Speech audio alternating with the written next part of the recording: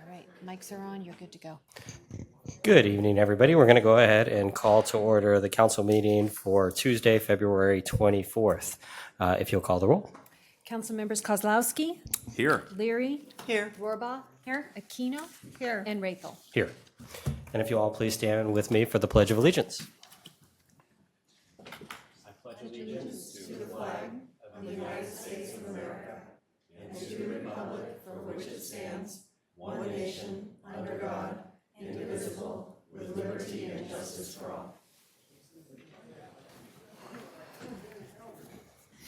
And do we have any agenda updates this evening?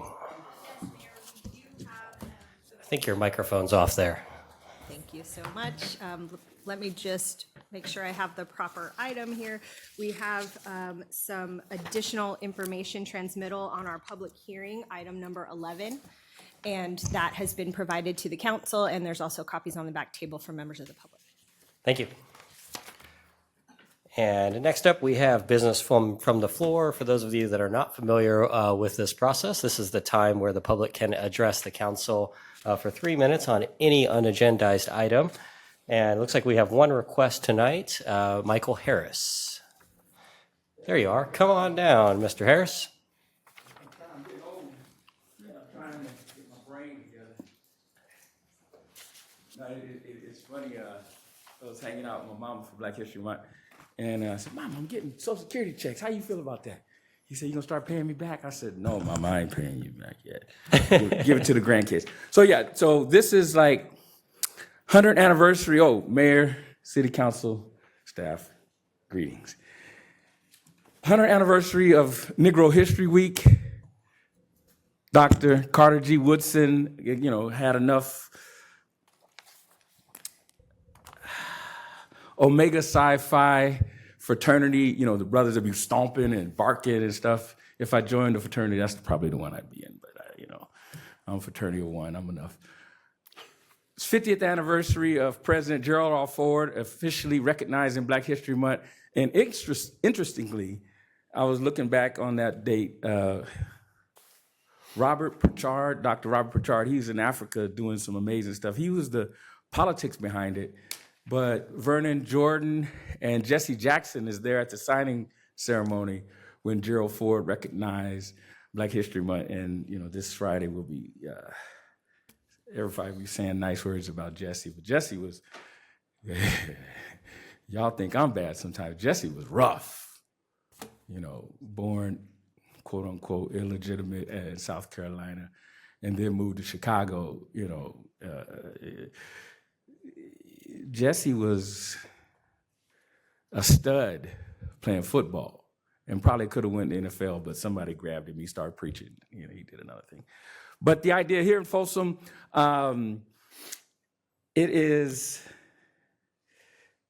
history is just amazing. And, that's one of the reasons why I live here. And some of my elders are calming me down because I spend a lot of time in cemeteries. I hang out with old folks. For real old folks. I was just at the Democratic convention pushing around a 95-year-old woman from San Diego who said, "Get here now." So, I was tired, but how am I going to tell a 95-year-old woman I'm tired? I don't need to go nowhere. But the blessing is everybody who's anybody was running to her, because she was Jesse Jackson's campaign manager in San Diego, 88 or 84 back then. So anyway, this year is the 60th anniversary of Leidesdorff Plaza. And some of y'all may have seen the little plaque there. Some of y'all might be old enough to remember, it used to be a fountain, Leidesdorff Plaza, and a little triangular park down there. And George Chan had the cash and carry store, But I'm gonna pass these out. We're going to dig that history up. Somebody's going to have pictures of all that. I don't know where they are. I don't have them. But somebody has them.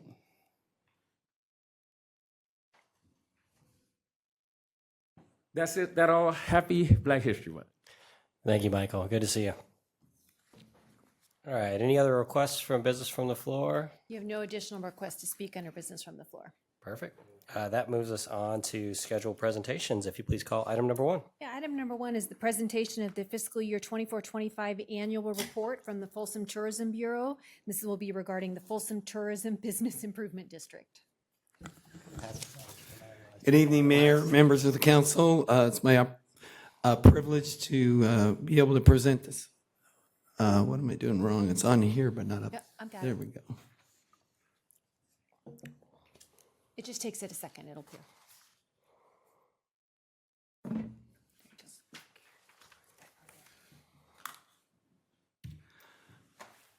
Thank you. So it's my privilege to introduce our team to talk a little bit about what we did in fiscal year 24-25 relative to the Tourism Bureau. But some questions have come up about Choose Folsom and the organization. So we've come up with this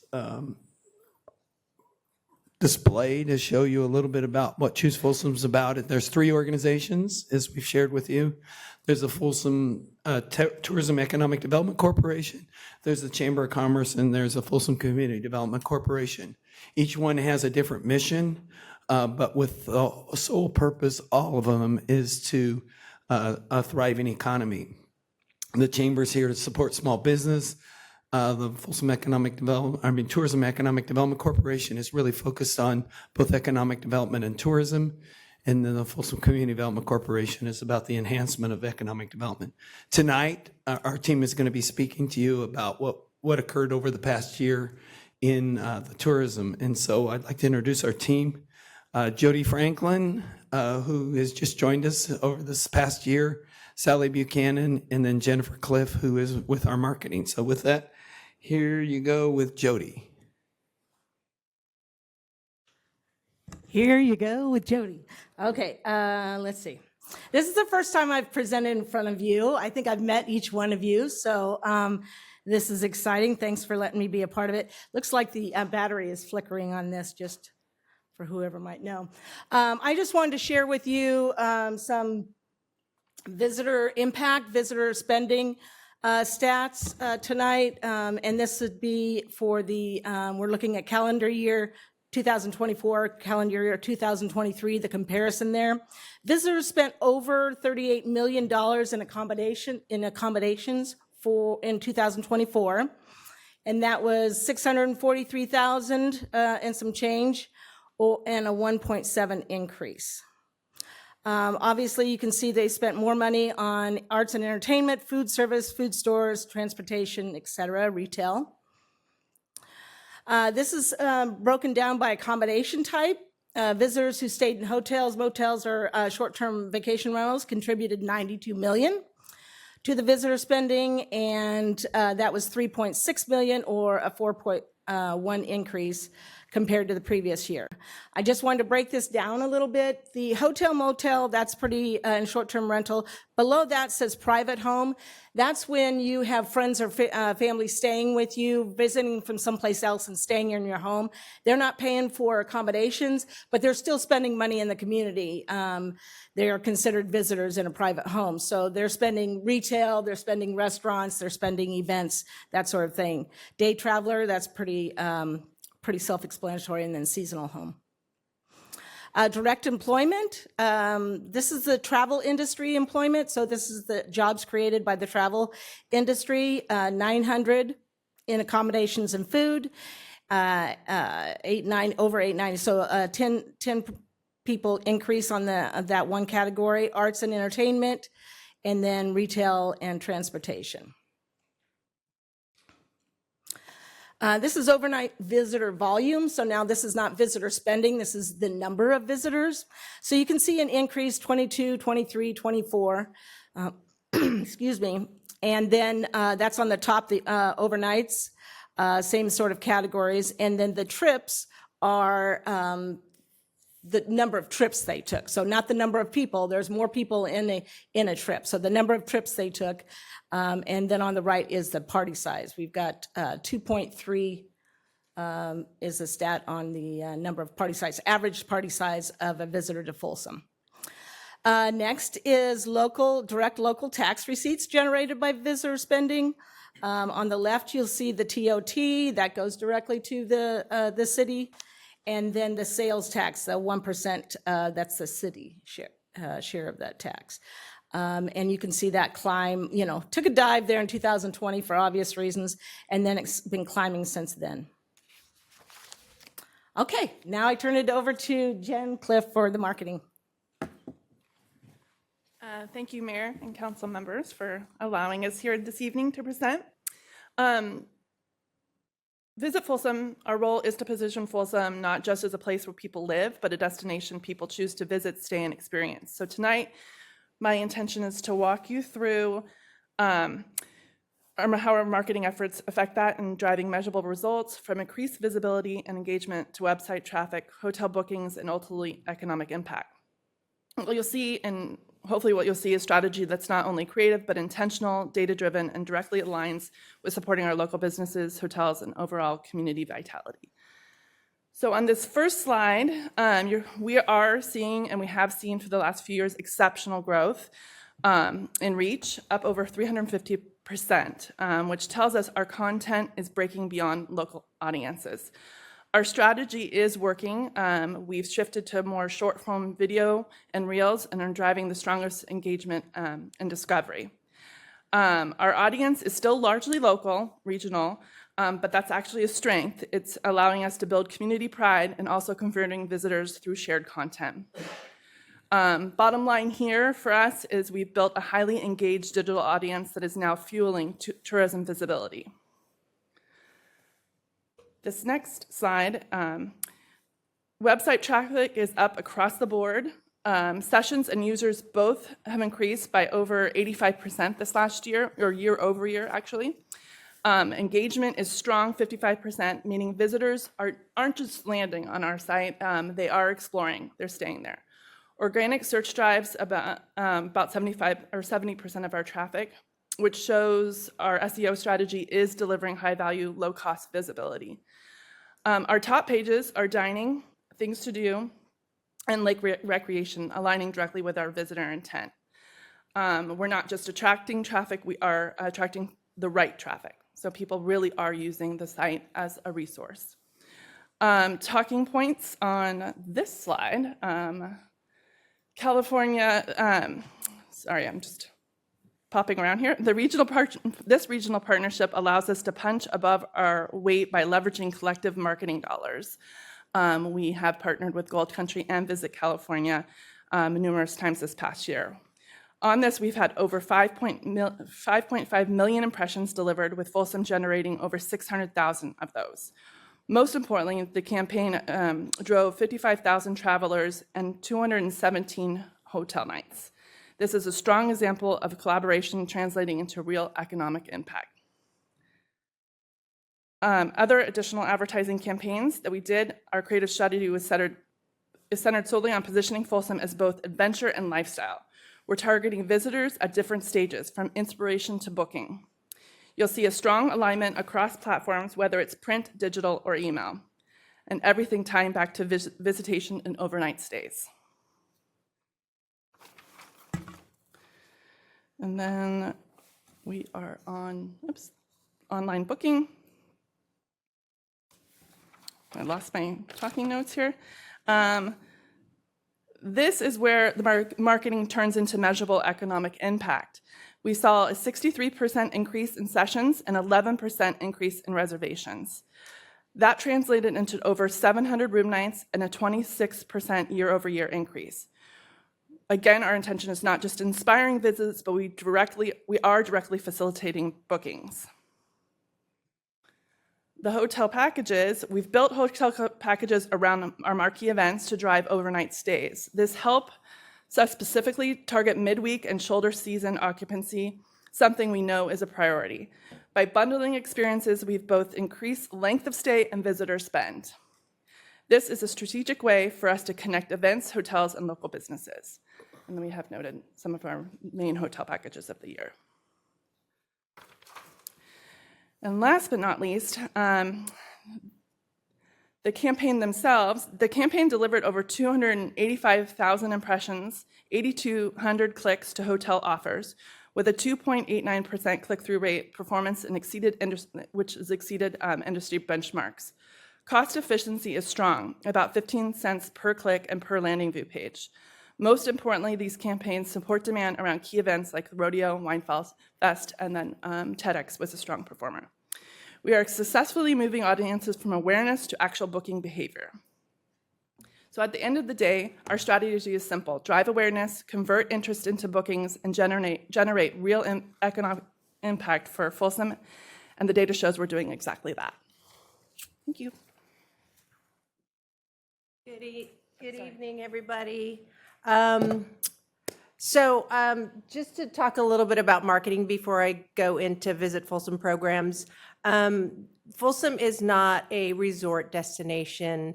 We don't have, as we'll hear later on tonight, we don't have major destination infrastructure like conference center to drive certain types of traffic. The revenge travel after COVID is going down in most of the gateway cities, San Francisco, LA, and those types of destinations. They're all seeing tourism go drop, and we're holding steady. I believe we were up about 2% in 2025, if I'm correct. So hats off to our marketing. When I started 3-4 years back, we rebranded Folsom, really focusing on our outdoor recreation and our beauty and nature, and I think a lot of that has also helped, but our marketing team is really driving it home for us. We do all sorts of creative things besides marketing, but we do work on programs such as our destination support grants.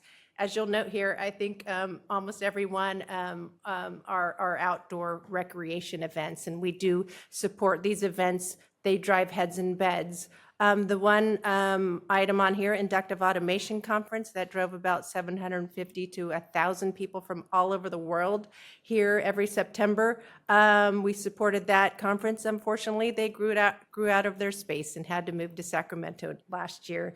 And I've heard that they didn't have a great time there, but we really don't have space to accommodate a conference of that size. Our community event support program, we work the Choose Folsom. All of our organizations supports many community events, mostly through in-kind donations of road baskets that they can auction off at their galas or fundraising dinners, sometimes with purchasing tables and event tickets. We have a funding opportunities and grant application hubs where anybody can go on and submit their for whatever program that most suits them. So we do the community grants, the destination support grants, transportation reimbursement grants. Think if someone's coming and staying for a wedding or has a small corporate event, they would apply for that. And then our sports grant fund. Examples of how we work with our sports teams. We're just now starting our relationships with the Sierra Marlins. We use our online booking engine. We give them a unique link that is good for their event or organization, and room nights that are generated through that booking link, we give them a rebate back to help support their organization. We also have our event boards around town, and these are some of the events that advertise it. These are iconic. People drive into town. They get to see what's going on, and thousands and thousands of cars pass by these. These are very manual. Someone has to make these signs, and someone has to go install them. But it works great, and people always ask how they can get on them. So please send them to visitfolsom.com. There's a tab on the bottom that says advertise your event. We also, this past year, finished our meeting guide, and we have to get creative in our meeting space. So we've got unique spaces in there like the zoo barn and things like that, because if we're going to have groups of any size, we have to get creative. And this is our attempt to let people know. And it also has some itinerary suggestions in that. And next, I'd really love to work on a sports facility guide.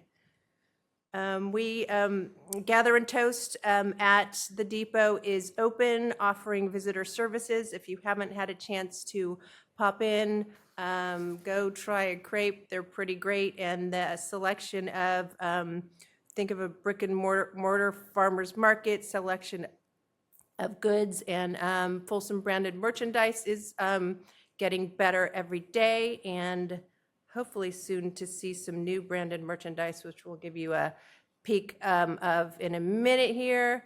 And before I turn it back over to Jody for future initiatives, this slide was out of order, should have gone before, but we collaborate with all of our destination marketing organizations in the Gold Country. Visit California, Visit Sacramento, the Aquatic Center, state parks, visit Rancho Cordova, the city. So collaborations and networking and working together is what it's all about. And next, I'm going to turn it back to Jody. Okay, so this is some materials I created when I came on. Since El Dorado doesn't have a visitors bureau anymore, we really wanted to use Folsom as the base camp to Gold Country Adventure. So stay in Folsom, play wherever you want in Folsom and around Folsom. So we've created these itineraries that have Folsom as a home base, and so we can attract groups and leisure travelers as well. I think that's partly, Folsom's done such a great job of diversifying their kind of portfolio. So when other people are taking the tank, kind of going down after the revenge travel, then we still stayed pretty steady, and then we've had incremental growth as well. So more power to them. Looking ahead at the NorCal Film Festival, Short Film Festival, that's this weekend. We created this event as a something scalable that fits into our shoulder season on those softer times when the occupancy isn't high. We feel like this is a great fit for Folsom. We've got lots of theaters, we've got lots of arts and culture in the area, and so far it's proven correct. We're just starting small at Palladio Lux, but so far it looks really great. We've had a lot. Yeah, we do still have a few tickets left. Okay, looking ahead, also the updated the Getting Around guide. So this is more of a piece that's in market. So once you're here at the visitor center, they can hand that out. It gives all the shopping, theater, lodging, everything. But it's also online, and so we'll be embellishing that a bit too. And then this is what Sally alluded to, the paddleboard capital of the West. We've got this water around us, and there are so many opportunities. So I feel like it really fits into all that that the city of Folsom has. And so you'll be seeing more of that in the future. And that's it. Do you have any questions? Questions? Councilmember Aquino? Jody, could you please go back to one of the first slides where you show the hotel nights, room stays?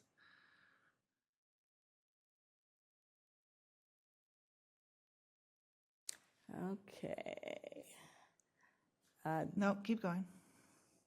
Where it showed the nights, number of nights. Right there. So hotel motel nights, 458,400. So I don't think we're going to be at 1,000 hotel rooms until AC Marriott comes online, but let's just say for argument's sake, we're at 1,000. If every single one of those hotel rooms was booked every single night, wouldn't that be 365,000 hotel motel nights? How do you get to 458,400? Well, we've, Oh, that's people. yeah, Okay. people. Got it. Okay. That's what I needed to know. Thank you. All right. Any other questions? Councilmember Aquino? No. Councilmember Leary? I have a couple of questions. This was a great presentation. Thank you all for putting this together, because it sort of pulled everything together in a very nice presentation and made a lot of sense. So, Oh, good. Thanks. yeah, and I really appreciate seeing all the data you've collected. So really one of my questions is just how do you sort out private hotel stays? Or not, not private hotel, private home stays? Well, I think I think it tells you where it came from, but it's probably your phone.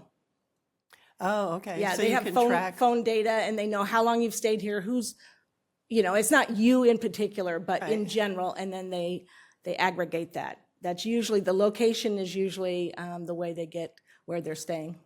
Yeah, and then I noticed one of the packages had, 2 passes for paddle boards. And I'm wondering, how do you compare, I'm not going to read them all, but how do you compare the draw with one kind of a package versus another? Because like in the summer, it's pretty tough to probably get a space on the water on a paddle board on some of the hotter and more popular weekends. You want to answer that? So Jen could probably answer marketing questions because all of the packages are a little bit different. They're all being marketed to different audiences. That happened to be the rodeo package, Barbara, that the paddle boards are in. And actually, we work with Dan, who does the paddle boards at Black Miners Bar, who offers the tickets. And I haven't heard of any complaints on those. Yeah. I wouldn't anticipate complaints. I was So just we wondering, try to. like what people go for in We packages. try basically. to, our packages get so many click-throughs online, and we advertise them in our key feeder markets, Reno, Bay Area, and they get tons and tons of click-throughs. Rodeo packages predominantly have been. Can you come up to the mic, Jennifer? The rodeo packages have been predominantly successful with the Reno and Lower Valley markets. So I think that there are both markets that are not unfamiliar with heat, but they're looking for a little. And for our holiday package, we work with the ice skating, historic Folsom ice skating rink, and we do a Palladio gift card. We look for, we do all of our events that we own, of course, but we try to reach out for further. So we worked with the Hellwig concert series. It's a short drive from Folsom to get out there, but they had like 6 concerts last year. And so it gave us a lot of content to talk about.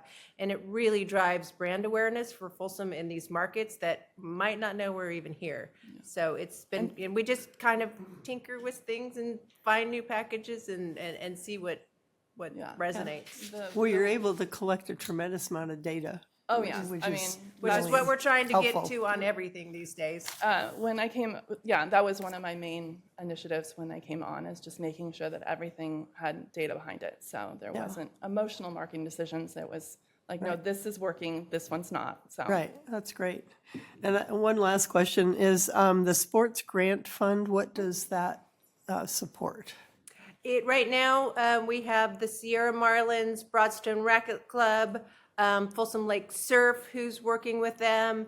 I try to meet with our local teams to see if they want to apply. Folsom Lake Surf is going to go with their own travel agent now, so they're not going to be working through our grant program. But Folsom, I've presented to Folsom Athletic Association, so they know and help me spread the word. But it's a way for organizations to potentially get a little additional funding in their belt. And if the way we do it doesn't work with them, we can do it other ways too.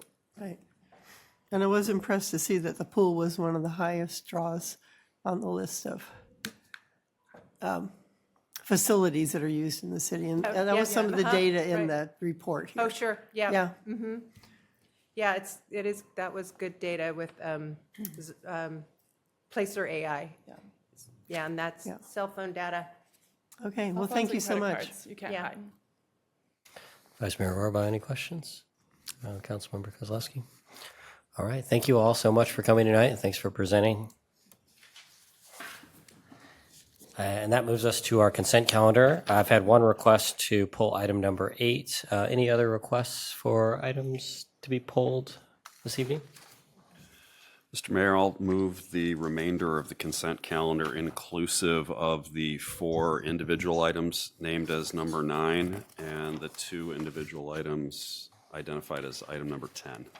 Second, Please call the roll. Councilmembers Kozlowski? Yes. Leary? yes. Rohrbaugh? Yes. Aquino? Yes. And Rayford. Yes.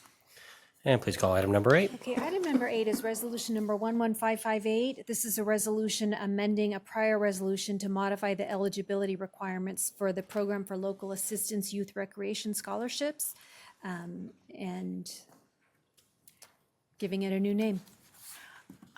Yeah, so I sent a question to you earlier, and I just saw that you had sent me an answer. I got through it briefly, but could you explain what the impetus was for this and kind of the thought process behind changing this?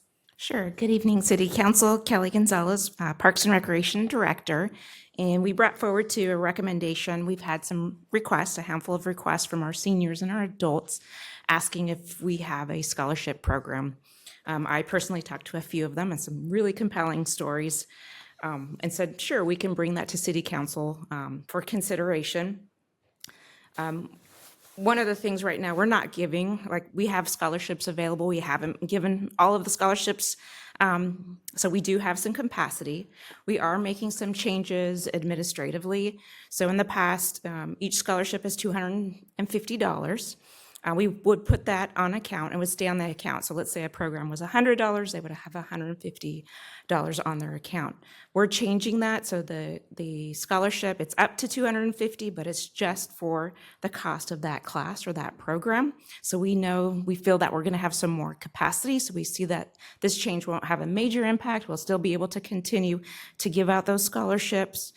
I know one of the questions that came up, we're recommending a 75-25 percentage. So the reason that we were doing that is to show there is emphasis on the youth, 75% youth, 25% adult, but at the program level, but we may make adjustments. This will be our first year potentially taking scholarships for adults and seniors. We do have some pretty stringent requirements that you have to show proof of being a Folsom resident and have to be on some type of federal or state or county low income program. But we have capacity, and we're making this recommendation to make sure that it's open to adults or seniors that may be in need. So I have a concern that, I mean, it looks like, I mean, the COVID year was a weird year right after, but that we're steadily going up, that you used 8,250 of the 10,000. So 7,500, 75% of the 10,000 would put us below that. So then that would mean, I understand the adjustments with the programming and what you just explained, but I'm worried that we're not going to have enough to give to our youth that are now, obviously they're more aware of it. Something's happening, right? Also with the raising of fees that we've just done over our programs, that's going to exhaust some of this money too. So I'm a little bit worried about making this, solidifying this at this moment when we would already be over. Because our focus, like you said, should be on our kids. Now, when I looked through this and I thought, well, if we're going to add something, then the senior population, because I've heard very similar things. No one's reached out to me and saying they need a scholarship, but how important the senior center is to a lot of this adult population. So I'm concerned about the levels there. You know, the trajectory on this is showing that this next year that we should be maybe 9,000 that we've put out. So I would hate to give out 2,000, 2,500 this year to a senior population. Hopefully they would want, use it if it's there, and then have to take that away next year because our priority for this is our youth, or for me it is. Okay, you bring about really good points, and hopefully, I don't know if there was a question in there. So currently, we have increased our capacity for the scholarship program. We're working closely with the school district. So I know our staff have really good relationships with counselors. We have foster youth in our program. The teachers and the councils will make recommendations for students to apply for these scholarships. Based on what we're looking at administratively each year, we feel that we're going to have additional capacity. So let's say right now we gave out 8,250, but approximately $2,000 was put on account and was never used. So we feel confident that that 75-25% wouldn't be an issue. But also at the program level, let's say it is on a first come, first served basis. So as they come in, we'll go ahead and make that grant. If we see all of a sudden that 25% or 30% are seniors, and those are coming in first, then we would make some modifications or some adjustments, but that more at the program level. The goal is each year, it doesn't roll over year after year, but the city council did say in that resolution that they wanted to be able to provide up to $10,000 annually. So our goal, like we want people to participate in our program. So our goal, success, what we see is that we are giving out $10,000 annually in that scholarship program because we want people to participate in the services that we offer. One of the discussions we had when we were talking about, or you were talking about, Parks and Rec was talking about raising fees, is that we did have the scholarship fund to help those that may not be able to afford it. So that's why this is a kind of a priority. I can tell that you're kind of on it. I wonder if there's also ways, I think this was brought up at Parks and Rec Commission, that when someone's signing up for a class, they could give, because our community is very giving, a family could give $10 towards the scholarship. So in a way to kind of raise funds in another way, rather than having to raise this in the future, if that's something that we are anticipating. But what I'm hearing from you is that you're going to be watching it. You're going to try not to turn any kids away. If you do, you'll come back to council or you'll find a way to, is that kind of what I'm hearing? And then we can readjust next year? Yes, You'll bring yeah, it this back? is our trial basis. We've had some seniors, some really heart compelling programs. I would have loved to say, yes, I would love, like, it sound really reasonable, but told them currently, based on our policy, I'm not able to do that. And I would love to be able to offer that for the few seniors that have come and made some of those requests. I think that's fair. Thank you. Thank you. Can I just add one thing? Because I sent similar questions to Kelly. I think the fact that you're only going to provide a scholarship in the amount of the actual cost of the class is good policy. But the other thing is the percentage 75-25 is not in the resolution. So although that may be what you're thinking, it's not set in stone. I think just the message from the council probably is that while we are support opening up scholarships to adults and seniors, we don't want it to be at the expense of somebody under 18, correct? Correct. Yeah. Definitely noted, and we'll look at some of our processes and make sure that that doesn't happen. We'll monitor it very carefully. I know you will. Yeah. Thank you, Kelly. I had a resident call me with similar concerns today, but I do want to point out that I think that's, I don't know whether it would be wise to carry that money forward so that, if you have something left from this year that you could increase the rate, or I guess the other possibility would be to consider an increase in the amount allocated for that, like maybe from 10,000 to 12,000 next year, depending on the needs. I don't believe it costs anyone money to participate at the senior center, but there is a great need for people on fixed incomes, and we have a fair number of those residents here, and you see some over at having lunch over at the senior center. But they're using the facilities like the aquatic center for aqua aerobics and the arts classes. So, and I'm all for making sure all of the kids in need have something, but I'm very supportive of continuing a program that allows seniors on fixed incomes to be able to participate in our activities as well. Thank you. Any other questions? I'm happy to entertain a motion. I'll move adoption of resolution 11558. I'll second. Please call the roll. Councilmember Kozlowski? Yes. Leary? Yes. Borba? Yes? Aquino? Yes. And Raythel? Yes. That moves us to our public hearing portion of the agenda. Please call item number 11. Item number 11 is resolution number 11539. This is a resolution declaring the results of a majority protest proceedings and modifying the assessment rate of the Folsom T-bid district. This is continued from the January 27 council meeting. Great. Thank you, Mayor, members of the council. Just providing some updated information. This afternoon, we received, or early this evening, we received communications from the owners of 5 of the hotels. And they have, the question was, should the T-bid rate be increased from 4% to 8%? So a 4% increase. I'll just read the statement that was included in these emails. It says, we remain opposed to any increase of the T-bid assessment rate from 4% to 8%. Doubling the assessment would represent a material and immediate financial burden on lodging operators and is not something we can support. However, we are open to consideration of a modified, more measured T-bid proposal, increasing the assessment rate from 4% to 6% years 1 and 2, and then an additional 2% in years 3 and 4, hereby resulting in an 8% T-bid by year 3. Provided that such an increase is implemented, within a clearly defined governance and accountability framework that ensures meaningful hotel oversight and measurable return on investment to the Folsom hotel and tourism community.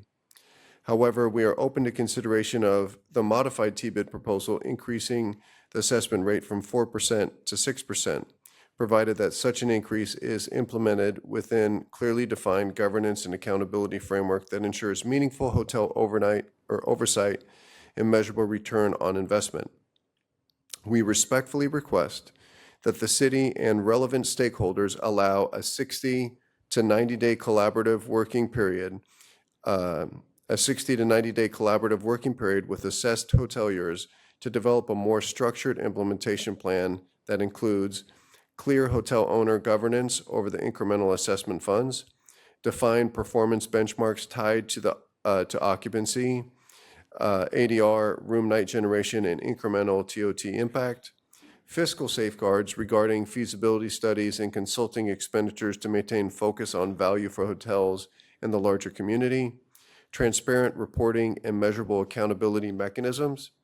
We believe a structured and collaborative approach will produce a more sustainable and effective district framework while preserving alignment between the city of Folsom and its lodging community. So with that information, as I've consulted with our city attorney, the way we view this is if the city council, after we open the public hearing and the council's desire is to approve, this increase, that it would need to continue the public hearing, because if we don't grant the 60, at least the 60-day window, that the protests are still intact, right? So otherwise, we'd have to continue it and allow for that discussion between the city, TACORP, and the hoteliers, and then come back at a future date. I think we looked at it, if we were to allow a 60-day window, it would be the second meeting in April. So anyway, just wanted to start off with that. I'd be happy to answer any questions the best that I can, and I'll turn it over to the council if. So if I'm understanding correctly, opening the public hearing, and then we would tabulate the results, or, at that point, are there results to be tabulated? Obviously, we've gotten requests, but we tabulate results and then we continue? So I think it would be determined on whether the council wants to accept the request to continue the item so that the things that they requested could be worked out. Got it. And so if that were worked through, then the protest would be, in essence, kind of revoked, and we would continue forward with the process, and we would continue the public hearing to that second meeting in April, where we would present back what those changes are. And, So it sounds like the withdrawal of the written protest is contingent upon allowing this 60 to 90-day period. So to allow that to occur, the recommendation would be to open the public hearing, then not close it and leave it open for the requested period of time to allow those discussions to take place, bring it back for the continuation of the public hearing so that the council could hear from the hotel owners and anybody else that wanted to weigh in on the outcome of. So can we not take public comment? You can. Okay. yeah, and so what I would add, obviously I described if the council would want to, adhere to their request, or you could just decide, we don't want to wait, let's have this item resolved tonight, and then it's our opinion that their protest would stand and it would fail. Got it. Understood. May I? Of course. Just to the city attorney, the question that was posed to the electorate in this case was whether or not to raise the particular rate from 4% to 8%. So at least in the communication that we received today, it seems like that question still stands. It's just they want an opportunity to modify the pace of the increase and the circumstances of oversight. Is that the way you see it also? Yes. So the question doesn't need to be changed necessarily, the details need to be added. Correct. They have the authority to do a conditional or a partial protest, and it appears that's what they have done. Got it, okay. All right. Councilmember Leary? Oh, sorry. You're okay. Yeah, I'm just questioning the, 60 to 90-day window. If we set a date now, could that be changed if they feel that they need more time to set up, all of the things that need to be put in place that Mr. Whitemeyer detailed there? Do you have to stick with that original date, or would they have to put that on the agenda and say, hey, we need another 30 days to complete this process to everybody's satisfaction? Yeah, that is a great question. And the way I would interpret that is that if we set the date, after the 60 days, which would be that second meeting, the hoteliers or any member of the public would have the opportunity to make that request for additional time if needed. And at the time that it's brought back, we would be provided with the details of the governance structure, the goals, and their anticipated outcomes. Absolutely. Okay, thank you. Other comments this evening? I have a comment. Question? Let's go ahead and open up the public hearing. Do we have any requests to speak this evening? You have no request to speak under this public hearing. All right. And don't close it. Got it. Got it. So now we can, does anybody have any more questions before we move to comments? All right, Councilmember Aquino, the floor is yours. Well, I'm just going to renew my comments from the last meeting. I have no issue with increasing the TBID. But as I said at the last meeting, there is a very prescribed process to do this. And it was clearly communicated. There is a very specific timeline that accompanies that process. And I don't see how this process is any different than increasing the L&L assessment, which we voted on last meeting to start that process for Natoma Station. And just because the results maybe not be going the way that we had hoped, it doesn't mean you get to deviate from the process. And so all of this negotiating and talking about whether it's 2% or 4% and who should be the decision makers, that was supposed to happen before the ballots went out. So again, I have no issue with increasing the TBID, but I just cannot support deviating from the process like this. I think it undermines our credibility, and I can't support it. Councilmember Leary, any questions or any comments this evening? And that kind of brings up the question as to whether we need to close that initial loop when there was apparently, hasn't really been announced, a protest, a prevailing protest vote against the original proposal, and then bring this, back with direction to come back with another process. Because we initially voted to proceed with evaluating the process and, bring it back after a vote was taken. Do you understand what I'm saying? Is there a question there or? Well, it is a question. Do we need to close the initial process, and say, well, the initial vote was in favor of protesting the proposal for the 4% increase, and then reinitiate a process to reevaluate the new proposal that has been worked out? So I think there are a couple of things in there. So first, I did want to just mention in response to Councilmember Aquino's comment, I did look at this, and it is a distinct process from the L&L. Although it's similar, it is not subject to Prop 218. So for those reasons, it is a related but different process under a different code section and series of procedures. So there is more flexibility in this process than applies to L&Ls or rate setting for the water department, other Prop 218 processes. So that's why this seems very foreign, and it seemed very foreign to me as well. But in response to Councilmember Leary, in looking at it, the protests, as I understand it, were submitted in writing, but they have the opportunity to withdraw those protests in the same manner, in this case in writing, anytime up until the close of the public hearing.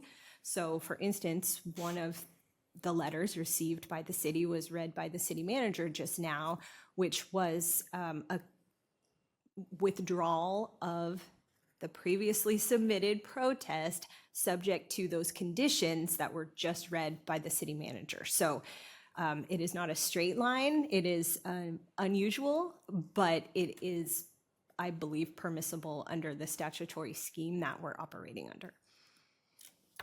Thank you. I have a question. Vice Mayor Orba. So I have a question for Brian. You read that. I tried to capture in my mind everything that you said, but there was a part, I understood the scaling, but there was the next part where it said modifying from 4 to 6% without the scaling, it seemed like. Are they, I'm sure I heard it wrong, but it seemed like they would be acceptable to a 2% raise. But is the governance, the hotel governance part still?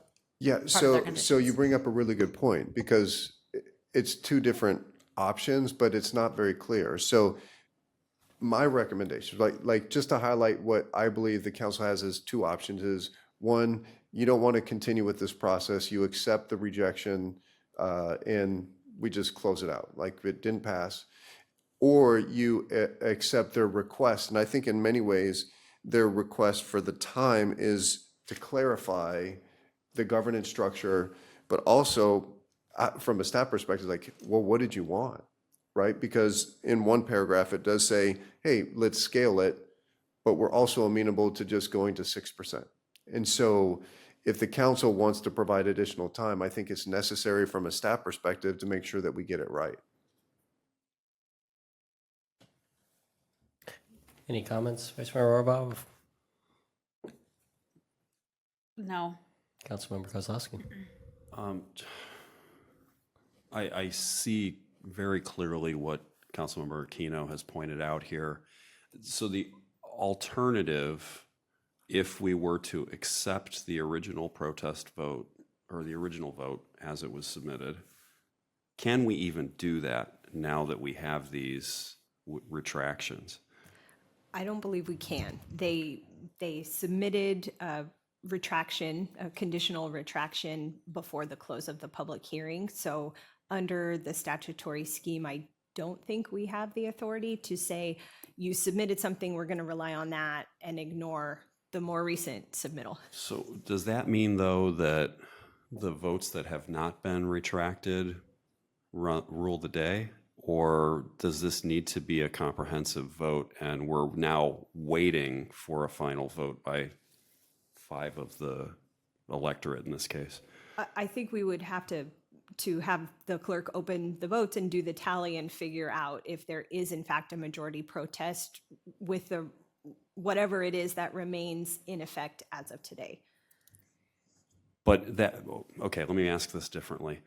If there are in fact 11 hotels, they are the entirety of the electorate in this case. Each one gets a single vote. Is that roughly accurate? Yeah. I believe Yeah, and so if it's my understanding that. Let me change my hypothetical. Okay. There's 1,000 hoteliers that gets a vote, right? If only 10 of them vote, can that be a majority protest in the same way that the 218 process? If only 10 people vote and only those 10 people vote against it, or 6 of them vote against it, does that constitute a material protest?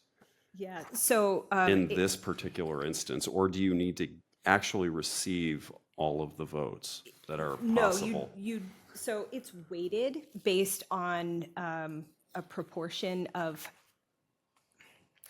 It's weighted. That's why I based on use the hypothetical.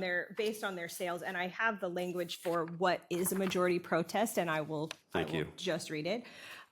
So a majority protest is defined as written protests received from owners of businesses in the Business Improvement District, which would pay 50% or more of the assessments proposed to be levied. So we have to look at the proportion to be paid by each hotel and add up all of the ones that are protesting, and if that exceeds 50%, it's a majority. So then the question to the clerk, Joe, just hang on, is how much time would it take to make the actual tally? Because it sounds like we can't take action right now. We already know that number. You do because know they that weren't number. open. Okay, so last question then on this line of thinking. If in fact there is a majority protest, we accept it as it was sent to us, there is a majority protest in spite of the fact that some people have retracted their votes, is there some time where they have to wait to propose a change again? Right. If there What is were a that? majority protest, they couldn't bring it back forward to the council for 1 year. Okay. All right, then let me just make my counterbalancing argument that there was enough, for my purposes at least, or my personal opinion, there was enough discussion of the gray area around who would have the oversight of the funds that were collected, in spite of everybody's good intentions. There was some gray area as to how that oversight would take place, and giving time just for that to be fleshed out and a final proposal put in front of all of the hoteliers, I'm okay with. So. All right. Joe, did you have some comments? No, I was just going to answer any questions if you had them, and then we have John Lambeth here, who is actually the author of the legislation that created all this. Perfect. Thank you so much. Do you have any questions for Mr. Lambeth? No? Go ahead, Councilmember Aquino. So I question whether even the bid protest has been withdrawn. I mean, the original question out there was, do you want to increase the bid from 4% to 8%? The bid process that we got before, I don't believe that has been withdrawn. They just are saying, well, we don't want that, but we're willing to entertain something else. But Yeah, if I could add to that, I mean, as I read through this, that's why I made my statement before, that if the council is willing, they're basically countering a proposal. So if the council is willing to entertain that, it would require, in my opinion, continuing the public hearing so we can go through that process that they're requesting. If the council is not willing to do that, or wants to just accept their protest, I think you could do that. All right. Well, we'd have to accept we'd have to accept the votes that remain after the withdrawal, right? No. So they're trying to negotiate, the letter tries to negotiate a circumstance under which they would vote in favor. correct. And they're saying that they are retracting their previous vote and saying they don't want to. Let me reread it. It says, the first sentence, after it introduces themselves, says, we remain opposed to any increase of the T-bid assessment rate from 4% to 8%. So in my opinion, they're saying that, hey, we're not rescinding our protest vote unless you consider these options, right? And then it goes on. I mean, let me just say, this is one of the most bizarre situations I've ever found myself in as we've gone through this. Is it possible that somebody that can speak for any of the hoteliers is here to comment on what the intention of this letter really is? So I can comment on it. I met with them this afternoon. Okay, excellent. So I got a call at 3:00 this afternoon, 3.5 hours before this meeting started. Would have liked to have that call much earlier in the process than that. I talked to the hotel owners and I said, hey, this is the table that's been shown at multiple council meetings, right? So all of our neighboring cities all show 16% combined, right? And kind of summarized our discussions that we've had, because it was clear that there was not an understanding of the discussions that this council has had. And I said, I only speak for myself. I am one vote. I have really, as far as, how we get to parity with the other hotels in Sacramento County or Rancho Cordova or Roseville, whether it's T-bid or TOT, I think those are the discussions that we've been having. And so I wanted them to be aware that those were the discussions that we've been having. I think, as the transmittal shows tonight, they're already aware, should have been aware of those discussions. After that meeting, they sent in their withdrawals. What it sounded like to me is that their main concern was governance, one, which I think they've outlined in that letter, the amount of money that's spent on studies versus spending money on deliverables. I think there was significant concern around us spending too much money, or not us, but the entity spending too much money on studies and kind of using the money in that way. I think what I took from them was that there's been a lot of studies already. That was their view on things. And then that they would be okay with a phased approach going forward, which I think they've outlined in that letter. So that's where that letter came from. I don't think it's any really difference other than, when they told me 60 to 90 days delay, I said, well, I think that what that might end up with is us just choosing to go a different direction. By saying, hey, we're not okay with 60 to 90 days, and we might just move on at this point. I said that might be the council's decision tonight. That being said, I guess what this boils down to me is still an argument of, and I was going to wait and share this in my comments, but really what this boils down to is an argument between TBID and TOT. Our earliest opportunity to put TOT on the ballot is this November. We have until June, maybe May, to make that, let's say May or June to make that decision. These are, we have had a continuance, a request for continuance at one time from Ted Corp. Now we've got a request for continuance from the other side as they work through the details of how both parties, work in this negotiation. I don't have an issue until we start running into the inability to raise our TOT at the next opportunity that the city has in order to bring us to parity with our neighbors to this 16%, roughly 16% that is collected with each and every room stay. So that's kind of where I stand right now when we get to 90 days, I start to get a little nervous that we are not going to have enough time to discuss TOT and put it on the ballot. But if we don't interfere with that, our other option is we kick this down the road a year. I'm not willing to wait. Personally, I'm not willing to wait another year. My preference is if this doesn't go forward in a reasonable amount of time with these two parties, we are missing out as a city. With every single room night that is booked and paid for in the city, we are missing out on 4% reinvestment that helps out Folsom's amenities. It helps out Folsom's residents. It helps out Folsom's hotels.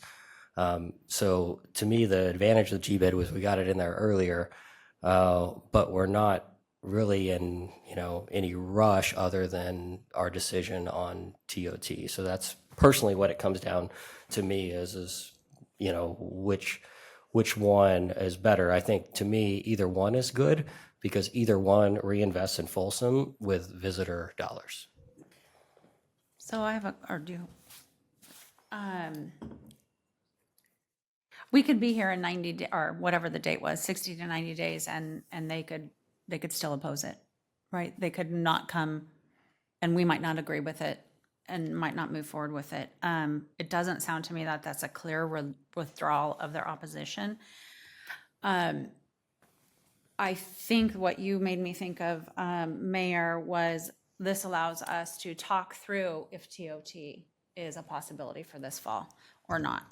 I agree with you that the timeliness of this and being able to, gather some income revenue for the city in whatever way possible to improve economic development and all the good things was more immediate, that we would have been able to start collecting in April. So this is just messy. It just feels messy. But I mean, one of the conflicts I had with this, the only really conflict I had with this is that we didn't really have a full discussion as a council if TBID was the right way or a TOT tax. And this opens that door. And so I don't know where I'm at.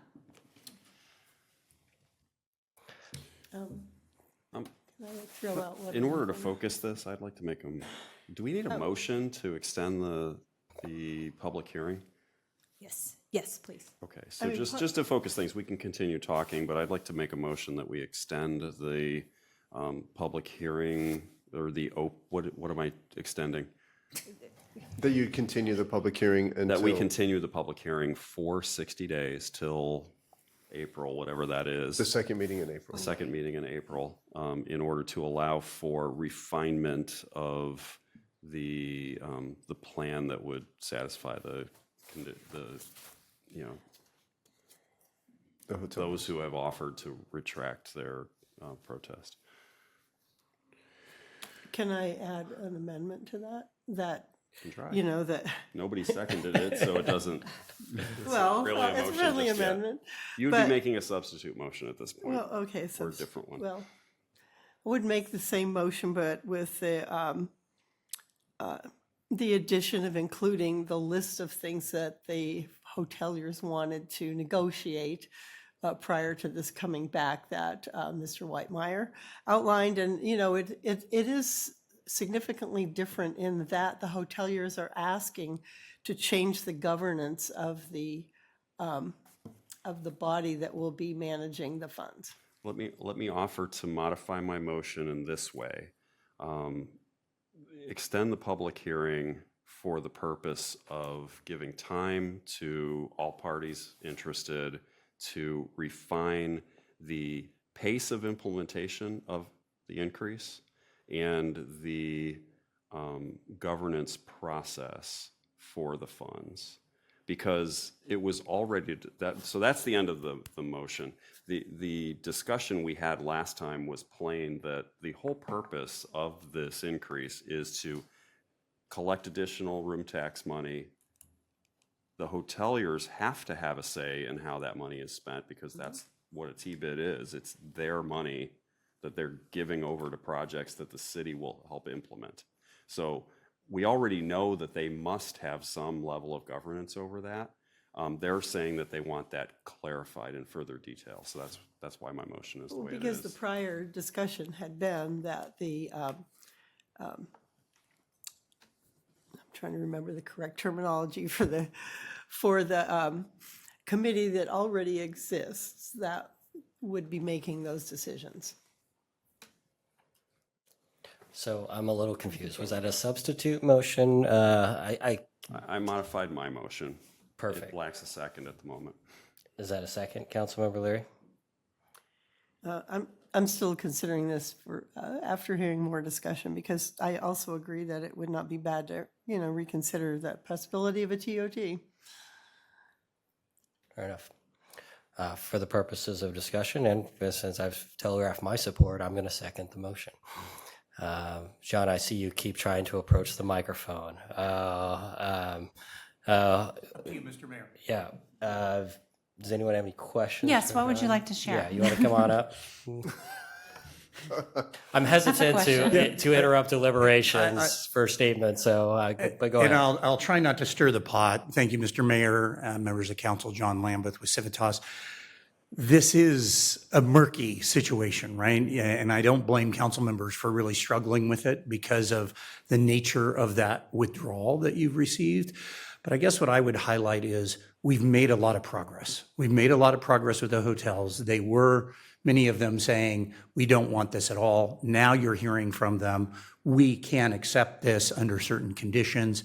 Those conditions seem very reasonable to us in terms of a way to go. And I think if we do have this time, we think very much we can work it out. And as ugly as this process seems, it really was designed this way. There are no ballots in this process. There are no elections. These aren't electors. This is a majority protest procedure that, as your counsel very articulately said, allows for a portion or conditions on their protests. And so it leads to this kind of debate and discussion. So we would just ask from Visit Folsom standpoint to give us the time to work it out. We think we can come back with a really good solution that we can all embrace and give you something that I think will work very well for the hotels, for Visit Folsom and the city. So what you're saying is you wrote it this way? we have you to blame for tonight? This is very common in assessment district protests to have portions done like this. So this isn't a unique animal to this assessment district. And humor me, how does this normally get resolved? Much like you're doing it. I mean, I think if the council is willing to give a continuance and if the protests are cleared at that point, I think there's some murkiness around the protest, although I would say the most compelling piece would be say those protests were withdrawn because they said we withdraw it at that point for the 4%, but at 2% we don't. And then they went on to say we want all these other things. I think the best read of that is those protests are withdrawn, and I think some of your staff had said that as well. But having said that, the way to do it is to get agreement. And we're very happy to make progress. None of us wish this process happened quite this way, but we are making progress, and we would just ask for a little more time to get it over the finish line and have something that hopefully we can all be very happy with. Well, just to be clear, that it's only withdrawn if we continue it. If we decide as a council to continue it, then the opposition is withdrawn. If we decide to open the public hearing and the votes were not in favor, then their opposition stands. Yeah, if you close the public hearing tonight, the question will be, what effect did those letters you get today have? And I would argue that those letters withdrew their protest. That if you could move forward with the 2% increase, even though they've added these other pieces. There is murkiness to it, and there is ambiguity to it, no doubt. And it's really up to your council to give you, her advice on it. But I would say the best argument is that was a withdrawal if you lowered the assessment. Beyond that, it would be up to the council whether or not you wanted to move forward with it. It would be so much cleaner for everybody involved, I think, if you didn't go that route and you gave us a chance to get clarity and bring it back to you with that clarity. And I recognize you've already given us that and you've given us time and there's concerns about process and how it looks. But I think if you can do that one more time, I think we can come out with what we think is going to be a very good solution. For what it's worth, if I may just kind of add on to that, this has more the flavor of a request by a private entity to our planning commission to do a project. The request came to us. The public, in a planning commission instance, if the public raises concerns, we would pretty liberally give more time to the applicant to be able to try and resolve those outside the room somewhere. So that's why I'm viewing this the way that I am, and I'm happy to continue my motion. Thank you for the second, but I will say that I'm going to be loath to extend any further than 60 days. In fact, I won't. So That was going to be one of my stipulations as well. To me, it's pretty clear that I disagree with you on. I appreciated your first part of it, but I do disagree with you. I think it's because it's so murky. It's a very clear withdrawal if we don't continue it, but it's also there is clarity there that if we continue it, the discussions will continue. My question is, I'm not sure who it's for, is if we continue it and they have discussions and they come back and propose a 2% raise or the scaled version, either one, let's just say 2%. Does that all go back out to all the hoteliers? I mean, how does that process? No, so the same proposal is out there. We have the same resolution of intention that the council passed back in November. The same proposal is for a 4% increase. However, any of the hotels that would be subject to the increase have the ability to say, I protest the 4%, or I protest partially, I'm okay with 2, but I'm not okay with 4, or Another alternative, I'm okay with 2 now and 2 in 2 years, or any variation on that theme. So what we were looking at here is the initial protest. Now we have the, I believe, conditional withdrawal. And just for the record, there are 3 letters that are all worded slightly differently. They are not identical. So I don't think we can say at large we have a clear outcome, at least not the same outcome for all 3. It's similar, but not exactly the same. So in other words, everybody that is going to be subject to this assessment has the opportunity to vote again, change their vote, or do anything they want to do. That's the purpose of keeping the public hearing open, is because they can change their vote up until it is closed. So we have 8, right? 8 votes. Is there 8 votes I total? believe. Okay, so my direction would be, I'm okay with the continuance, but I don't want 5 different emails saying 5 different, subtly different things. I want consensus on, from at least 5, right, the majority, on a very clear direction. So I just want to add one thing. It's not really clear where this all stands because we've never heard the results of, the initial votes and then how many have sent letters and what the percentage or the number of that is compared to the total.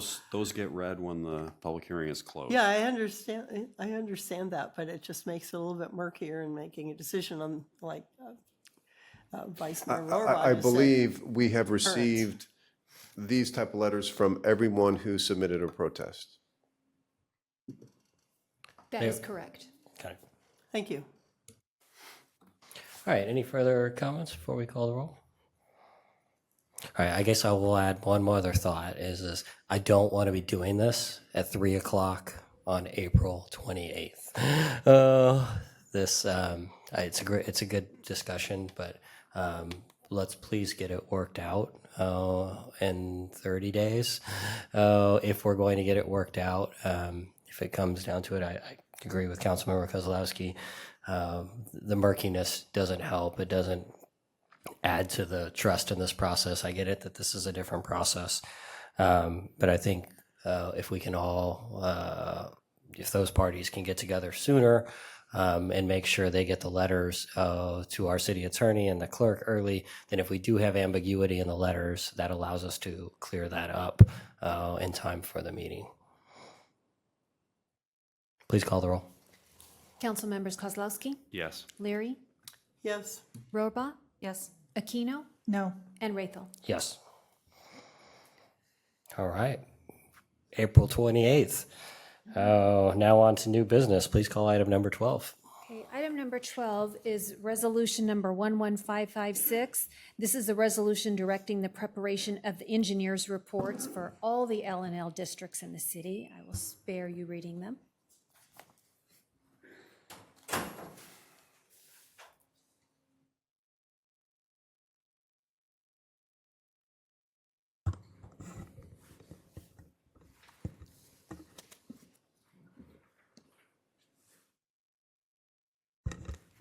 All right, on L&Ls. Good evening, Mayor and members of the council. I'm Derek Perez, Municipal Landscape Services Manager for the Parks and Recreation Department. I'll be presenting information on the first step in preparation of the annual engineer's report for all 30 landscaping and lighting districts. As you know, Folsom has 30 L&L districts that maintain assets that provide a benefit to the residents in the districts. These assets include landscaping, streetlights, monument signage, artwork, mini parks, as well as other assets. All L&L districts are formed pursuant to the Landscaping and Lighting Act of 1972 and the California Constitution.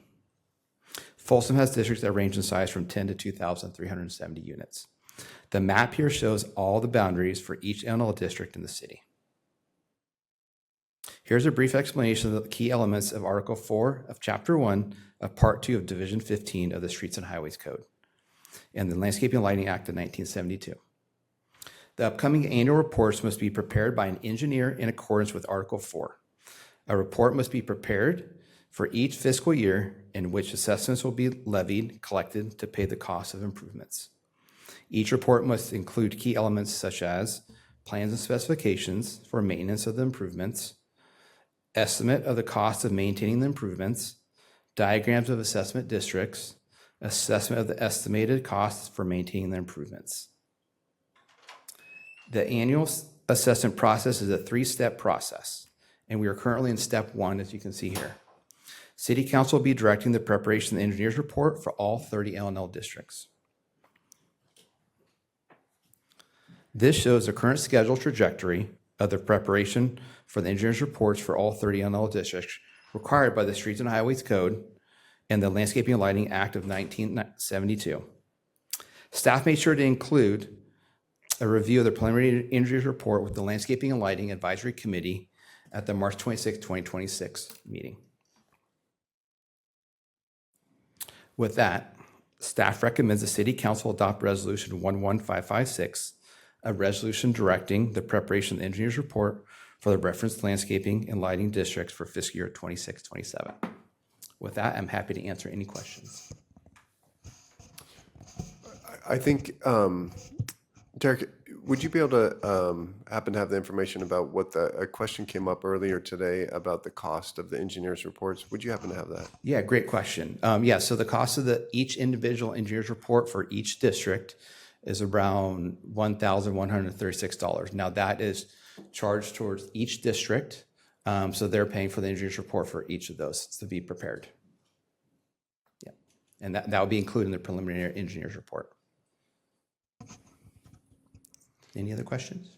Yeah, actually, I asked this yesterday in the agenda review, but once we accept these current engineer reports, several of these districts are going to have to be looking at a potential increase in their lighting and landscaping fees, and a new engineer's report will be necessary to do so, to identify any additional costs that are not included in the current language that's been reviewed by the engineers?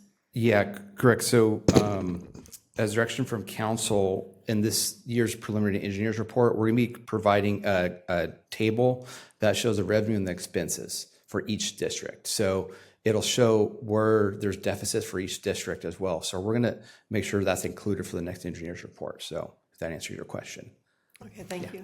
You're welcome. Yeah, but if I could clarify, when we're talking about the lighting and landscape districts that that will need to be looked at to see if the residents want to increase their assessment to help provide those services, a new engineer's report will need to be prepared that shows the methodology of what those new costs will be and how those will be allocated among all the different properties. Yeah, and that would be a new Prop 218 process with those specified districts, correct? So if residents want to have something in their district added to the L&L maintenance program, that could be part of the next evaluation for the engineer's report. Like, let's say, I mean, the example here is like, playgrounds have equipment in mini parks has been covered by the general fund. And if it is probably a better idea to have that covered by the L&L because they're sitting in a park that's already maintained by the L&L, that kind of activity would have to be added to the next list of what the engineer report evaluates. Yes, it would have to be included in that report, and then when the ballot process happens, they would have to vote to approve that. It's kind of a tricky situation in the sense that the lighting and landscape districts that are struggling are the ones that were adopted without cost inflators. And so as we've kind of gone through this initial process with one of the lighting and landscape districts, I mean, we've learned a lot, of like just educating ourselves and the residents of what the process is and what the costs are. And so we try to find that balance where for new districts that are now CFDs, we want to make sure that we allocate all the costs associated with that.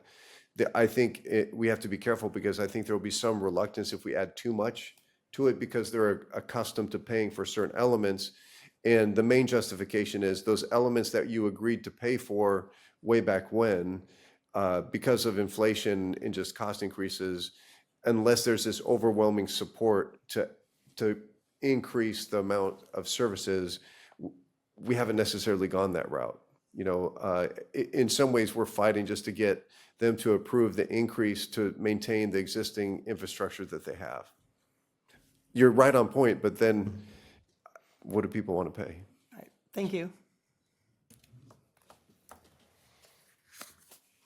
Any other questions? All right.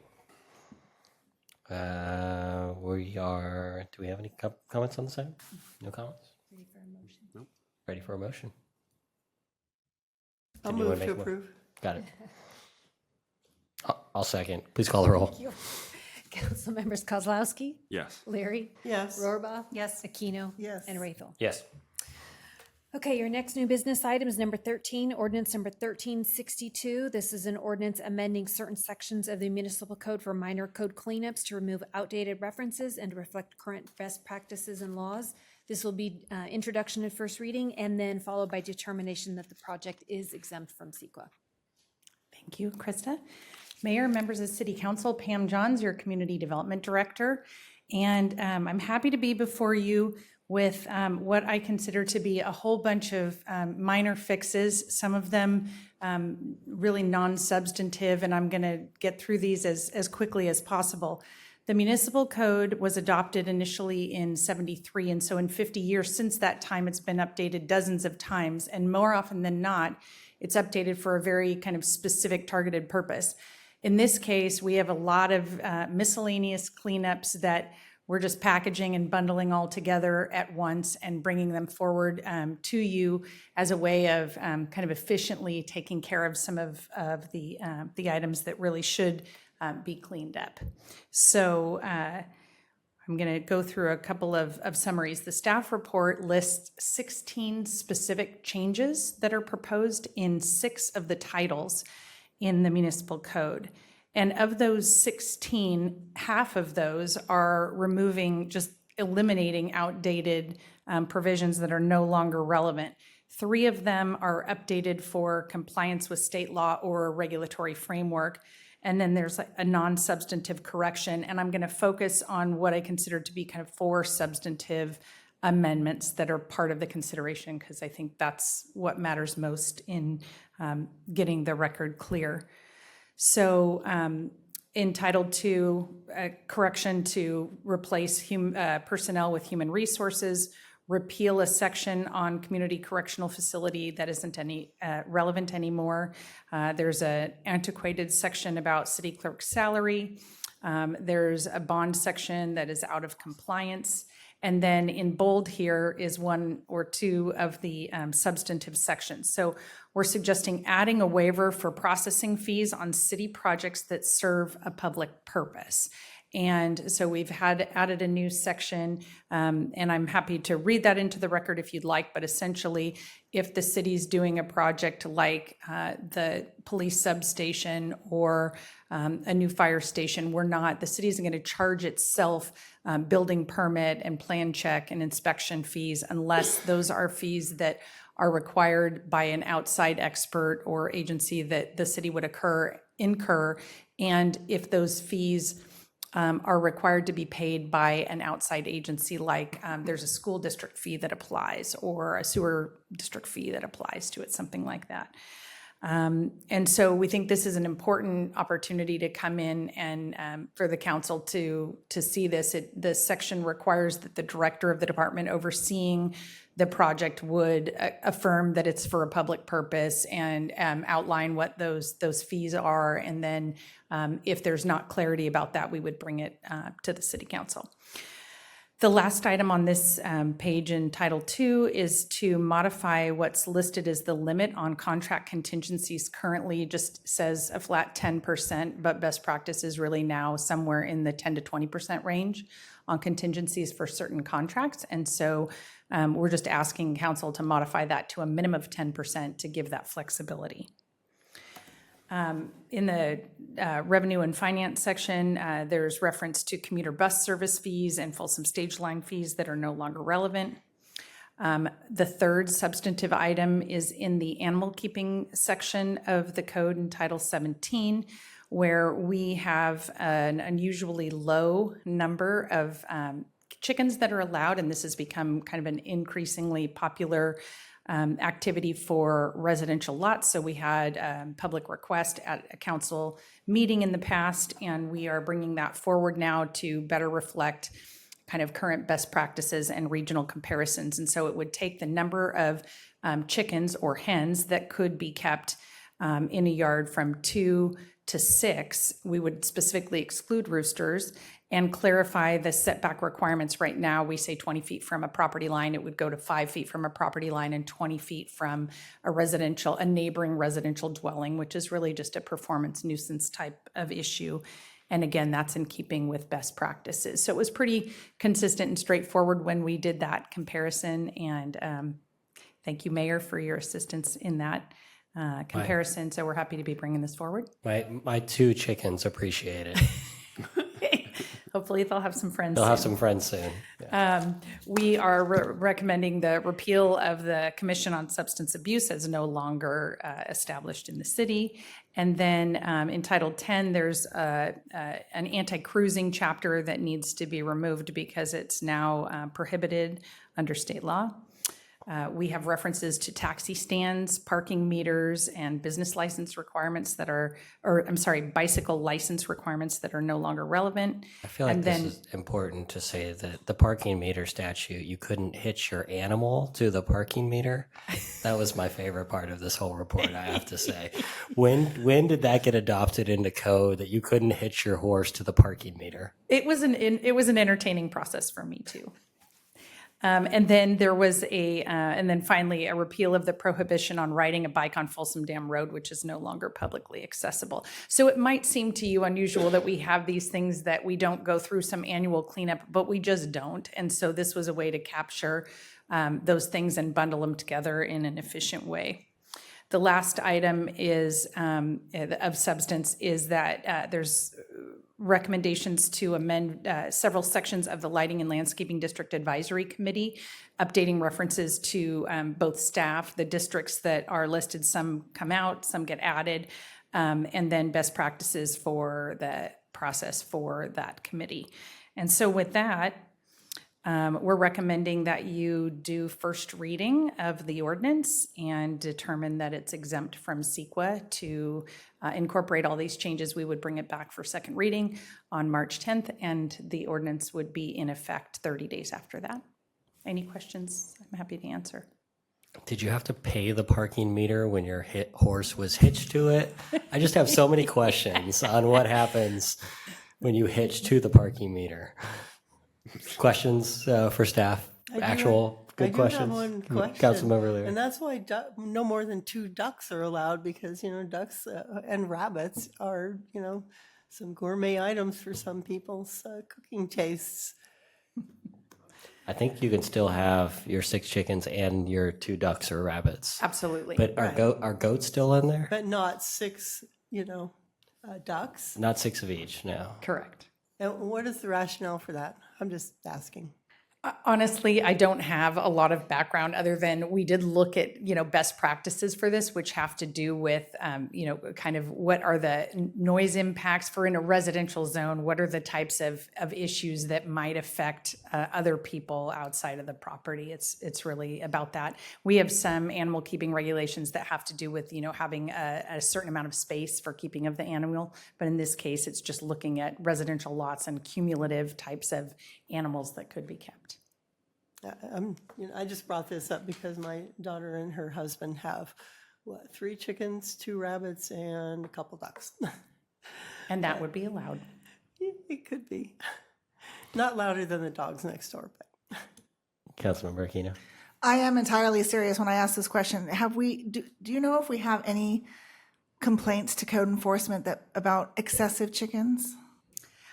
I did ask that question after we got the public comment, and no, we didn't have a record of complaints about chicken noise. Yeah. I mean, because I don't see why we need to limit it at all. This reminds me of during COVID, we eliminate, there used to be a restriction on the number of garage sales somebody could have. Mm-hmm. And we suspended that during COVID because thinking it was going to be short term and maybe somebody needed to sell some belongings or whatever in order to pay their rent or their mortgage. And we didn't get any complaints about excessive garage sales. And so we just deleted that from the code a couple years later. And to me, this is kind of one of those things that's like, there's no way we're going to enforce this. If somebody has 7 chickens instead of 6, we're never going to know. We're never going to enforce it. How Why about don't if we I just have 60? Well, there's got to be something else that we could cite you for. So if it were up to me, I would just get rid of the limit entirely and let people, decide for themselves how many they can afford and As properly a maintain. compromise, what if we allowed 2 additional chickens this year and then 2 more 2 years from now? It does become a problem with removing waste from the yards. Yeah, but again, there's something Yeah. else. I'm sure there's something else in the code that we could cite them for. I bet you if we changed this and didn't even mention that there's a limit of chickens, Yeah, just the there would be general no nuisance issues. rules would, Yeah, yeah, if they're yeah. being a nuisance, they're being a nuisance. If you'd like to make a alternate, a motion different than staff recommendation, Are there any public comment? no public comment. I'll make a motion to, as written. I'll second. I'm not going to die on my sword on this one, so. Please make a substitute motion.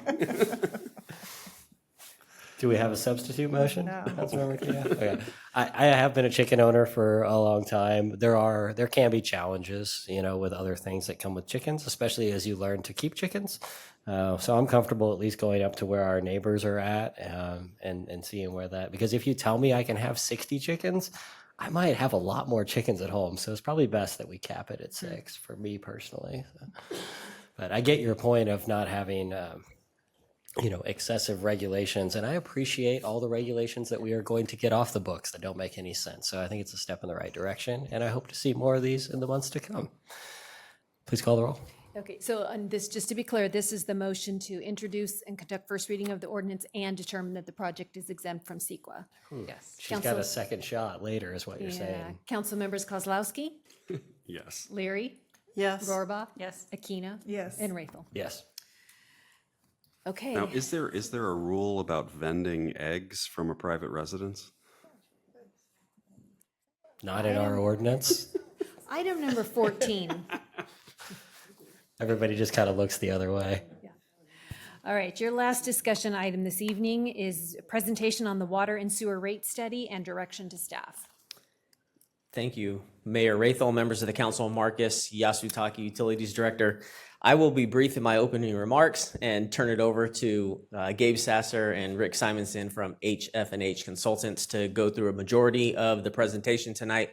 I will come up at a couple of times just to explain a couple of the slides as it relates to the process of the rate study and cost of service analysis. And then as you go through the presentation, you'll probably be anticipating, okay, well, what does that mean in terms of what does a bill look like or what does the comparisons look like? There are slides in there, so they will be shown at different parts of the presentation. So just so you know, that information is contained in here. It just may not pop up on the first slide that you see that they're talking about how they came about doing the cost of service analysis, the revenue requirements, et cetera. So just know that it is in there. So if you're anticipating asking the question, that information will be in there. So with that, I'll turn it over to the HF&H team, but I will be in the front row to answer any direct questions. Thanks. Thanks, Marcus. Good evening, Mayor, council members. I'm Rick Simonson, Senior Vice President with HF&H Consultants. We've been setting water, sewer, and solid waste rates since 1989. So we've been working with Marcus and staff over the last 6 months to develop what we're here to present and give you a high-level overview. We're not looking for action on deciding what rates should be moving forward. This is informational only. And for those members of the public that may not be familiar with the cost of service study and the Prop 218 process. So we will discuss, as we had the outset of the project, we had some rate-making objectives. We'll go through the rate study on a high level and provide our summary of the recommendations for the revenue requirement, the cost of service analysis that allocates the cost to each of the customer classes, and then how we've designed the rates for the revenue that needs to be generated, And as Marcus said, we'll preview some of those bill impacts based on our preliminary findings of how they will affect the different customer classes, as well as a review of the current and some proposed surcharges for both water and wastewater, and get into a discussion of the low-income rates that are currently available and get your feedback on continuing that. And we will have time for questions after each section we'll cover wastewater first and then water.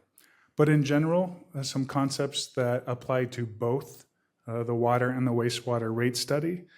The overview and our main objective is to provide the revenue sufficiency and financial stability to fund both O&M, day-to-day operations, as well as upcoming capital costs to maintain the infrastructure, the collection system for wastewater, as well as the treatment and distribution system for water.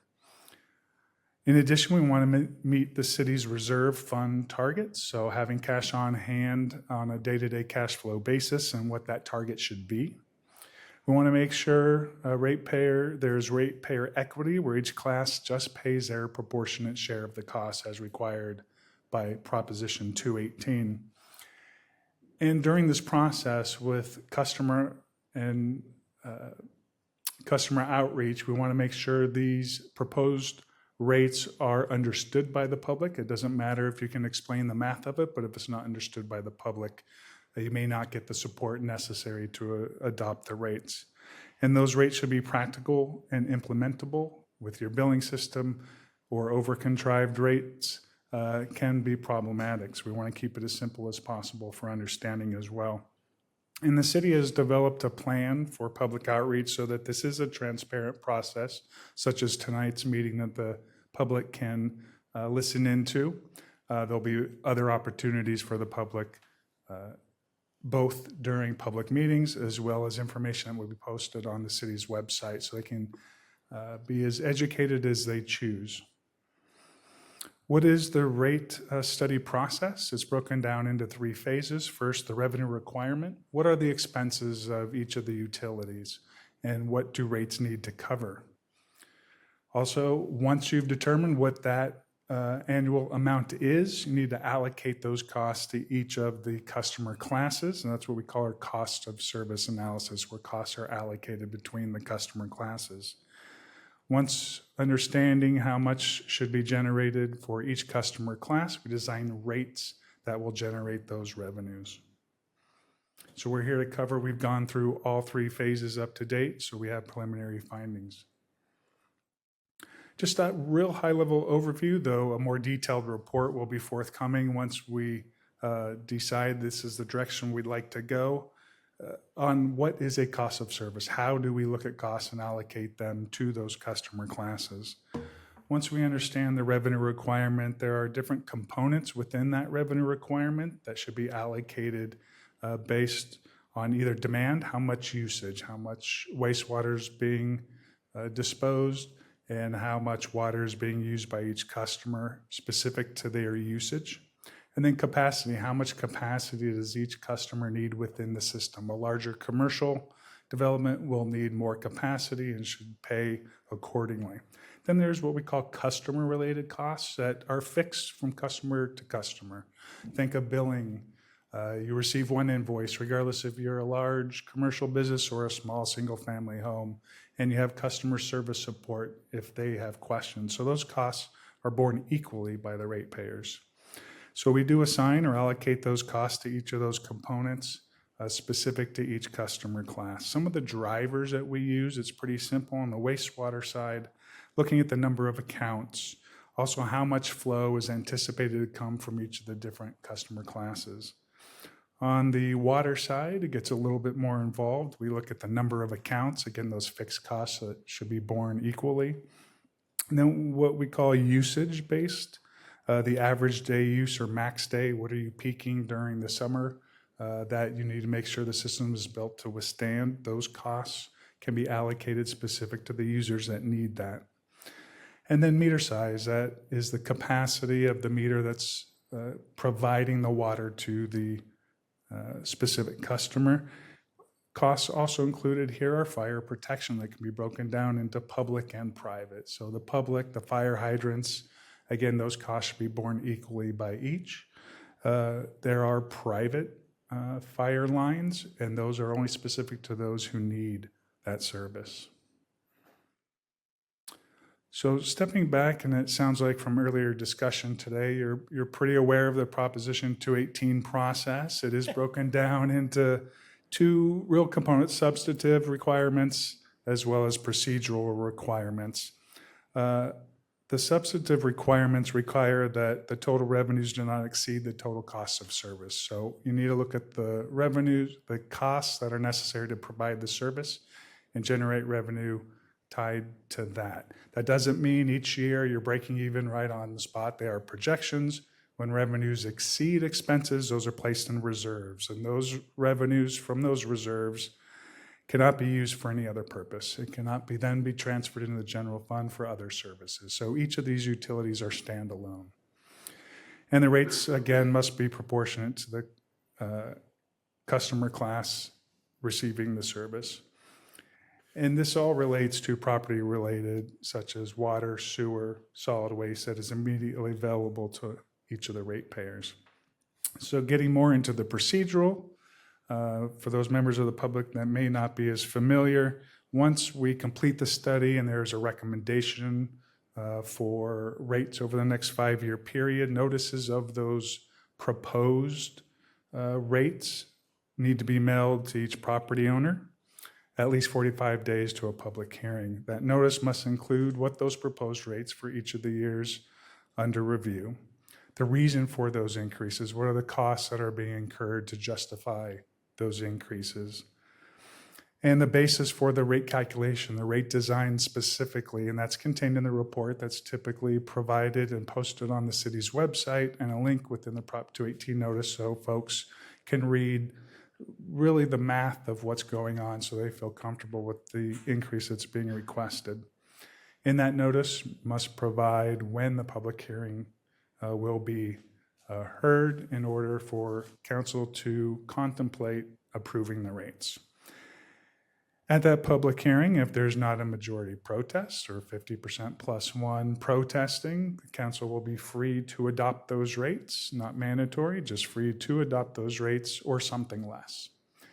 If there is a majority protest, the council cannot take actions, rates will remain the same. Here we've just put together a brief outline of when we started the process.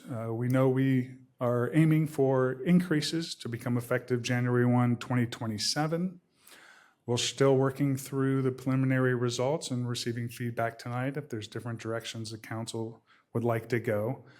And there's public outreach between now and at least September, and this timeline can be moved up if we get to a conclusion quicker. This would be the latest you would hold. We would come back to the council to ask permission to mail those notices, so they can be mailed in October of this year, which will start the clock ticking on that 45-day period to allow for the protests and objections from the public, which will allow for a public hearing in December. So the approved rates at that time could be adopted for January 1, 2027. So what have we done to date? Again, it will be from start to finish about an 18-month process. We began in July of last year, kickoff meeting with staff to understand the systems within the city of Folsom for both water and wastewater. At that time, developing a timeline and a process moving forward. We have reviewed, much like today's meeting that we're condensing really all tonight. We covered 3 different topics at 3 different Utilities Commission meetings starting in October, just doing an overview of what a Proposition 218 process is, what our rate study will entail. And in December, presented the revenue requirements that based on capital plans and O&M projections over the next 10-year period, what the outlook of the water and sewer funds is looking like before moving on to the actual cost of service analysis and the rate design that we presented to the Utilities Commission last week. They provided a lot of good feedback that we've tried to incorporate into tonight's presentation. So I'm just putting this slide up there for now. These questions will be revisited at the end. We're just looking for some guidance. I'll walk through what your current and we have some proposed reserve targets that help us identify what the necessary revenue and rate increases should be. We'd like to get your feedback on that, as well as recommendations for the proposed water rates, the establishment of a Sutter Street interceptor surcharge for the wastewater discharge, as well as the proposed water supply and water treatment surcharges. You have some existing surcharges. We're looking to revise those. We'll get into a little bit more detail and like your feedback on those changes. For water rates, we are presenting two separate options from feedback we've received from the Utilities Commission, and we'll get into more details on that. And then finally, your opinion on the low income rates for water, understanding that providing a cost break to low income cannot come from the revenues, cannot be used from current ratepayers to pay for that, so it does come from the general fund. So just wanting your buy-in or your discussion or your thoughts about continuing the low income rate program. So I'd like to just start off with the reserve policies. It both affects the wastewater and the water utility. Your current policy is to target about 40% of annual operations and capital costs on an annual basis. What are reserves used for? It really is there for operating needs on a day-to-day cash flow basis. As you bill monthly, revenues come in sporadically. You need that consistent revenue stream so that you have a reserve that can withstand the volatility of when revenue comes in and where expenses need to be paid. Most importantly, on the capital side, there are larger chunks, millions of dollars that come and are necessary to be paid over time where, again, you're just being compensated on a month-to-month basis from your ratepayers. In addition, debt needs, when you have issued debt, there's typically a requirement for debt coverage and to make sure you have 1 year's debt service payment on hand at all times. So that's included in reserves as well. And those unexpected water main breaks, other emergencies that come up that were not anticipated within your capital plan. So that's the necessity of reserves, but at what level should those reserve targets be set? There were some questions from the Utilities Commission on what others do. So throughout our work throughout the state, we've noticed there's no one consistent policy. They do vary quite drastically. How we look at this, and most of the industry, is to have two separate components, what we call our minimum reserve, the operating reserve. We've seen as low as 1.5 times your billing. So since you bill monthly, that would be 6 weeks of cash on hand. Again, if you bill more frequently, you would need less on hand. But that's a low that we see, and as much as 120 days cash on hand. For the capital component of a reserve, the low that we see is about 1% asset value. That's barely just keeping up with depreciation, assuming the facilities last 100 years. That's quite optimistic, so that's quite low. It's not something we recommend, but just wanted to note we have seen it as low as 1% of the asset value. More typical, and what we see a bit on the high side, is looking at your next 5 years, so the 5-year average annual cash funded capital. So what do you plan for capital over the next 5 years? Make sure you have at least one full year of that average on hand at all times. And the reserve policies, you'll see, will come into play when we're debating what should those revenue increases be over time. And you'll see this a bit more clear when we get to a little more of the details for wastewater and water. Again, as a recap, your current policy is 40% of the combined O&M and capital, which currently is about $7.4 million in reserves for wastewater fund and about $11.7 million for water. We are proposing identifying within that policy two separate reserve amounts. The minimum reserve or the operating reserve at 25% of that annual O&M, so in between the low and the high that we typically see, plus that 1 year of debt service to make sure you can make debt covenants. And this does align with the GFOA practice of 90 days of cash on hand. And then incrementally on top of that, for the proposed reserve target, that minimum and an additional 50% of the 5-year average forecasted annual capital expenditures. So again, not quite at the highest that we've seen, but a respectable 50% of that annual average. So now I'll get into the details specifically on the wastewater side. Can we go back to that slide for Yes. just a second? Do you have a number for that? Oh, yes.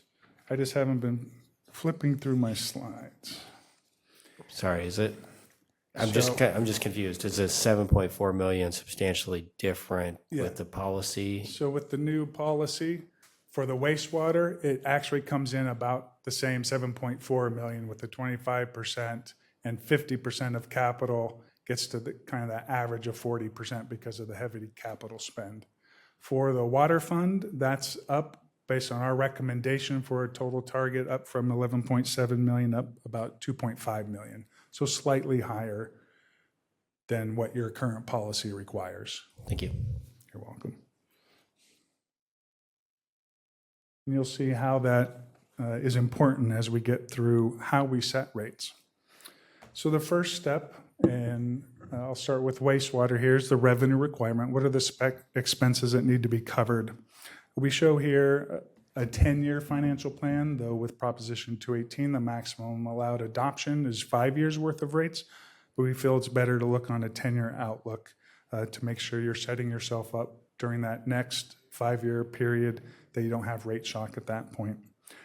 So we look at the annual average or the annual O&M expenses, your salaries and benefits, starting the stack bar chart in the dark blue, moving up general operating and maintenance expenses, admin and overhead costs in the light green there, and then most significantly, your capital projects.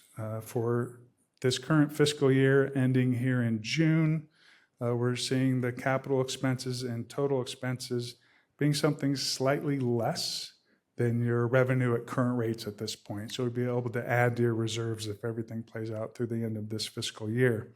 So that gold straight line here, that does represent revenues at current rates and any other non-operating miscellaneous revenue. So we do see expenses being a little less than your current revenue at current rates, but you do see with the capital improvement plans increasing over the years that some sort of revenue increase is necessary.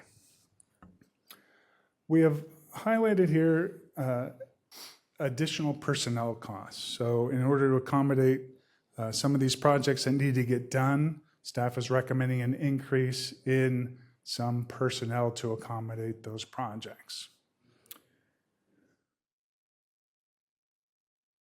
This is just a detail. We wanted to make sure you understood. We're looking at about 8.7 million in average annual pay go over the next 5 years and just over 9 million in capital expenses moving forward. Again, this is a long-term outlook, not as detailed during the out years, so we've reserved about 7 million per year in those out years for projects that have yet been identified, but there's some substantial Basin 4 sewer phase 1 through 6 projects that will be coming on board over the next 5 to 10 years. That's making up a bulk of those capital projects. So what does that all mean? So this chart here is meant to distill first, highlighting the minimum balance of O&M. We would like to see your reserves stay above that line, and ultimately, this is our ultimate target. You'll notice that you have built up quite a reserve to date in anticipation of these capital projects that staff is recommending over the next 5 to 10 year period. So along with our revenue increases of 5% followed by 4%, those capital projects are being funded through reserves, which is indicated with the solid green line here, are the fund balances, with the revenue increases, the projected expenses moving forward. The dotted green line is if you do nothing with rates, you'll quickly deplete your reserves below the target and fully by 31-32 if rates are not adjusted at some point. So we show dotted line here. Again, we're approaching the target using those reserves for those large capital projects that you see on this line above. Because our crystal ball is not quite as good out, year 6 through 10, but we do want to set you up for success in the future.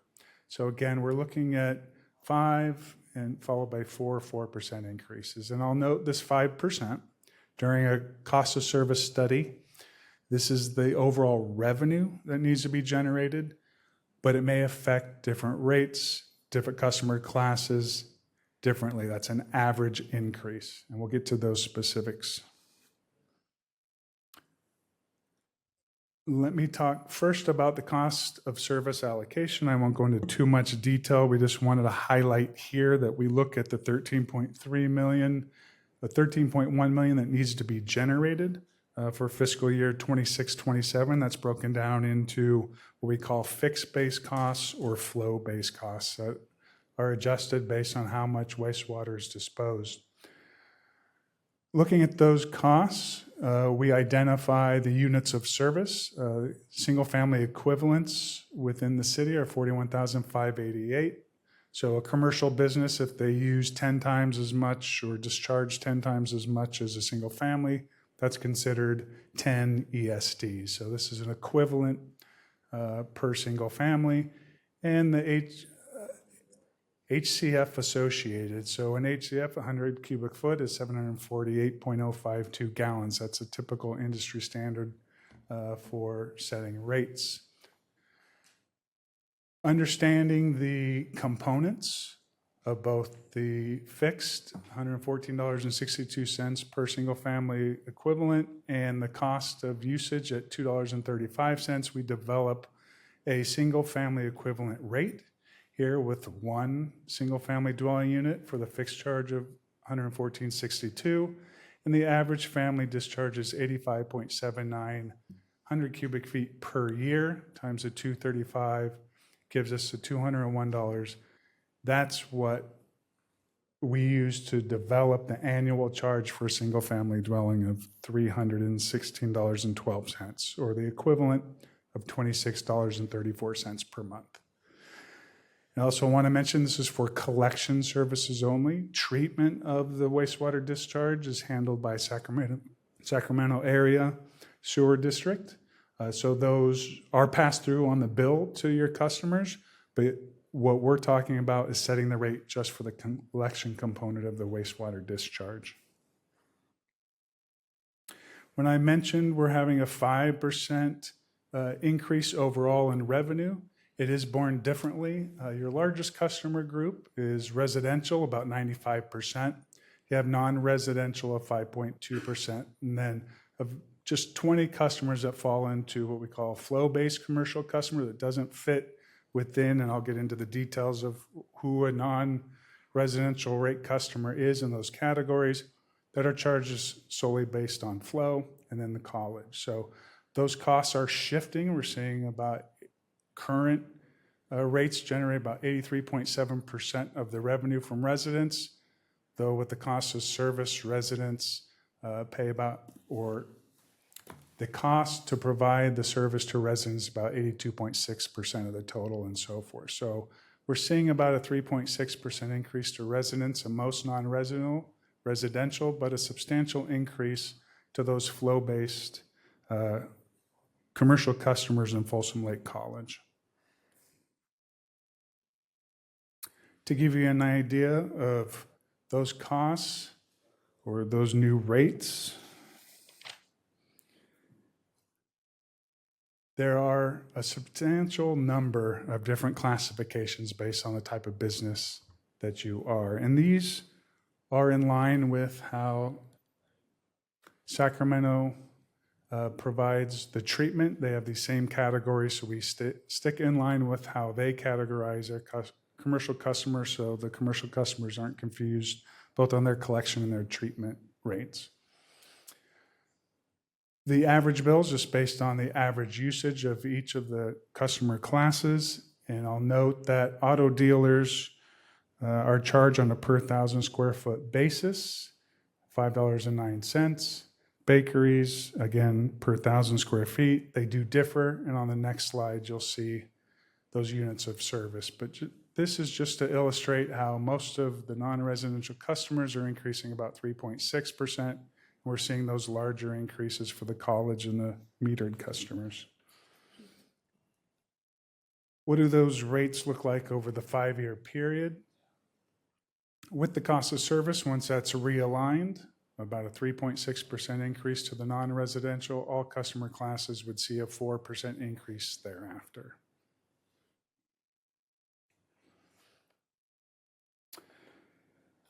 Looking at the residential bills, currently, here's some examples of single family are currently charged $25.43. A multifamily unit is also charged $25.43 per unit. A 24-unit complex would be charged at $610. Those would increase on a monthly basis by about 3.6% again. And this is how you compare to your neighboring agencies, as low from Rockland, Granite Bay area of $40.50 per month up to Placerville's $102.91. Again, I want to point out we're talking about just the portion for collection that the city of Folsom is responsible for, and that's a $25.43 per month currently, increasing this January 1 to $26.34, and even 5 years out, we see that increasing to $30.82. The rest of these comparisons are, of course, current rates. They'll be undergoing their own cost of service studies over the next 5-year period to keep up with rising costs. So even this 5-year increase here is pretty low compared to some. Others may increase beyond that.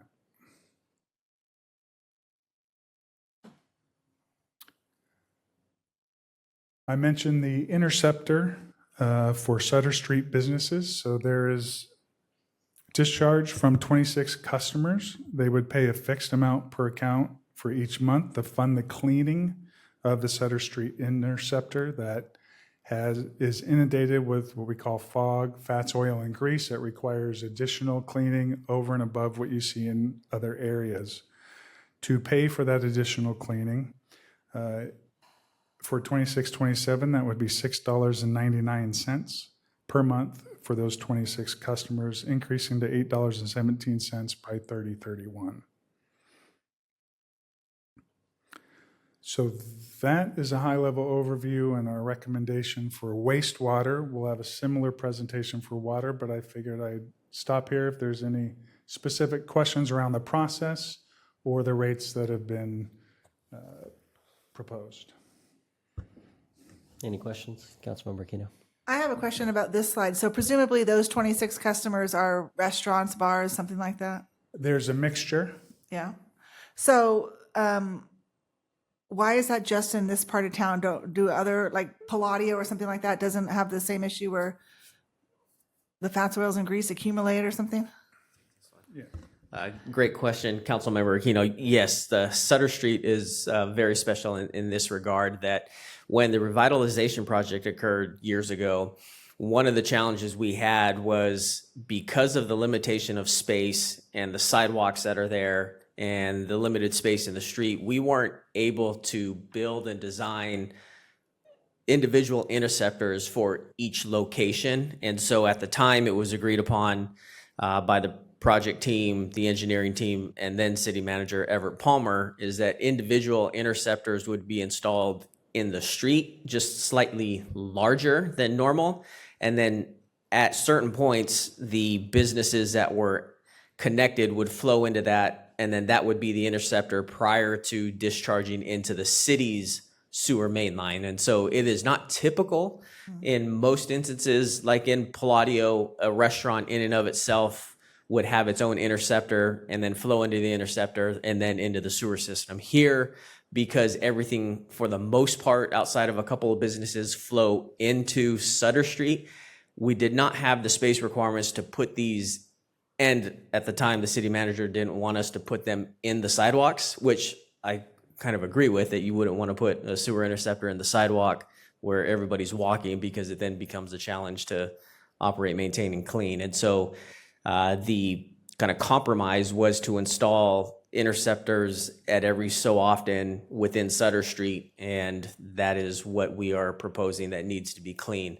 These are all private interceptors, but when we were talking to some of the folks at FHDA and with former council member Rodriguez, we were figuring out kind of an idea as to, okay, what's the best way we can still clean these, but not have FHDA, so to say, be the cleaning company, right? And so they asked, okay, could you develop a fee and then charge that potential surcharge to each of the businesses and then use that as the funding mechanism? We'd collect it, set it aside, and then use that as the funding mechanism to clean the interceptors on a 5-year average, or every 5 years. Got it. Thank you. Other questions? I got a quick one. Can we build in an escalator for Prop 218? Like, we pretty much can guarantee the costs are going to go up 3% a year. And so do we build in an escalator, like, or do we have to come back and do a study and then set these rates for 5 years and then come back and do it all again? Maybe legal counsel can weigh on legal. Typically, you set it for the 5 years. Those would be the maximum rates that you could generate based on, the projections of the O&M and capital, understanding you have additional reserves in case costs are higher than projected. Typically, you need to adopt the rates for each of those 5 years. Got it. But the Prop 218 process does allow an escalator to be built in, or it does not? So, Councilmember Raythel, we won't put an escalator in Prop 218, but what we do with each of the categories, so construction has an index each year that we say, okay, about, I don't know all the numbers, but each category, like electricity, we assume X amount per year is an increase. O&M, X amount per year and an increase. Salaries and benefits, X amount per year as an increase. And then on the construction side, there's an X amount per year increase in what the cost would be. So like if we assumed a base of $1, we might say, okay, next year it might be 3% higher for that same dollar. So we build that into the different components of our operations, maintenance, capital, including electricity, chemicals, et cetera. It's not an escalator in and of itself where we escalate the rate each year on a percentage, but we are building in escalators to each cost component that ultimately is doing the same thing. So your answer is yes, you're just doing it in a granular fashion and building up rather than spreading it like mayonnaise to start out with. That's correct. The operating costs that are included for each of these years is escalated, as you can see. Just with the dark blue, you can see they are escalating over time, about a 4% increase in labor and benefits. So that's built into the assumptions. It wouldn't then also be appropriate to take the rates that we show here and escalate them again for actual CPI. Yeah, I get the process that we're doing. Mine is more of a legal question of, it would be great if we just said, hey, residents of Folsom, expect an increase in your utility bills like everything else in your world of 3%. And then when we do a study every 5 years and we check in, we'll let you know if it's 2.5 or 3.5 or 4 versus going, well, we're only going to tell you what the magic is for the next 5 years and then having to come back and say, well, we've determined it's actually going to be 5% or 4%. So just more of a legal question. Yeah, so unfortunately, I don't have the specific answer tonight. I could look it up and get it back to you, to the council. I know for L&Ls, for instance, we can do that, and that's what we heard about tonight. There are, I think, different rules related to rates compared to assessments, and so I just want to double check that. And so if I'm understanding the question is, can we build in like a CPI type increase that goes into effect year over year, like what we see with the L&Ls? Correct. Yeah, correct. A CPI sort of adjustment to me makes, somewhat sense in that we know costs are going to go up every year. And then we at least have a target versus saying we're going to start from zero. Yeah, I apologize. I don't know the answer offhand, but I'll get back to the council. Sounds good. Mr. Mayor, are you suggesting a projecting a CPI increase that would be perpetual rather than limited to 5 years. Correct. Okay, thank you.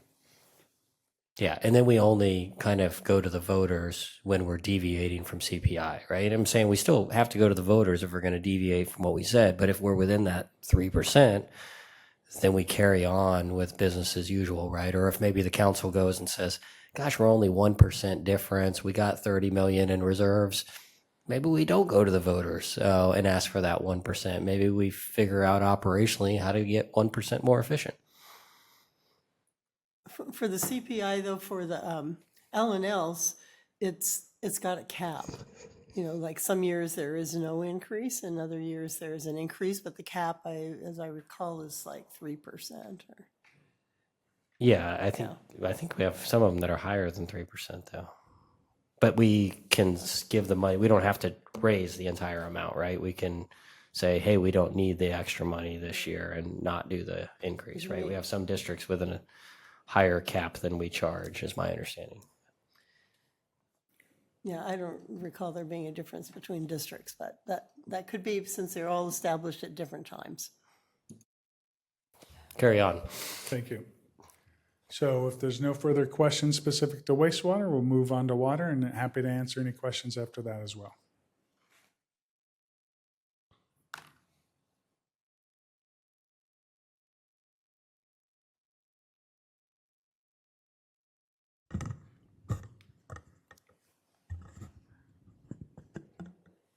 Good evening. All right, so as Rick pointed out, I'll be covering the water portion of the presentation. I'm Gabe Sasser, project manager with HF&H Consultants, leading the day-to-day interactions with the city and really overseeing the study. So first, I'll walk through the revenue requirement projections. As Rick pointed out in his portion of the presentation, starting with your current fiscal year 2026, we've reflected budgeted cost projections in 2027 and thereafter, applying cost escalations for your various categorical expenses. I want to point out that unlike the wastewater, the water enterprise does have existing debt service. You have 2 existing obligations, 2 revenue bonds from 2019 and 2021, and those obligations will be addressed fully by the end of fiscal year 2034. So these stacked bars and these expenses are contrasted with the rate revenue and the non-operating revenues. You have about $300,000 annually in non-operating revenues, which come from your development impact fees associated with water. And then in addition to that, you have your rate revenues. So this is defined by the gold line. And as you can see, the gold line falls below the stacked bars in each consecutive year. And so what this really represents is that rate revenue is being outpaced by your cost projections. I also want to point out that as far as additional personnel is concerned, that pink category or red category, that begins at $254,000 of additional personnel costs in fiscal year end 2027. That is to support additional and expansion of the capital program. That entails the addition of 4 FTE over a 3-year period, as well as a reclassification of 1 existing FTE to a more senior role. And so this really sets the stage for the reserve fund balance. If you're curious, this capital improvement program is identified on this slide. Again, we're not going to spend too much time on this slide, but just wanted to point out that the average annual 5-year cash funded amount is $8.4 million over this 5-year period. And then in years 6 through 10, although not all the projects have been identified here, they're a part of a larger risk prioritization matrix, which staff would use to then accommodate and populate this list.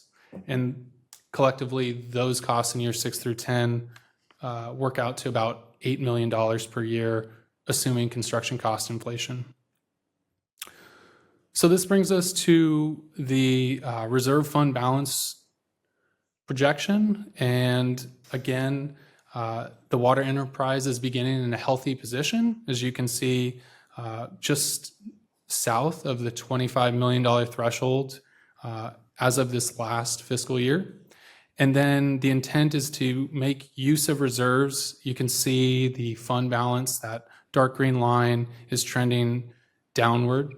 And then the intent is for that reserve fund balance to always stay above your minimum balance. That's to ensure that you have adequate operating cash flow needs met, as well as your annual debt service payment on hand.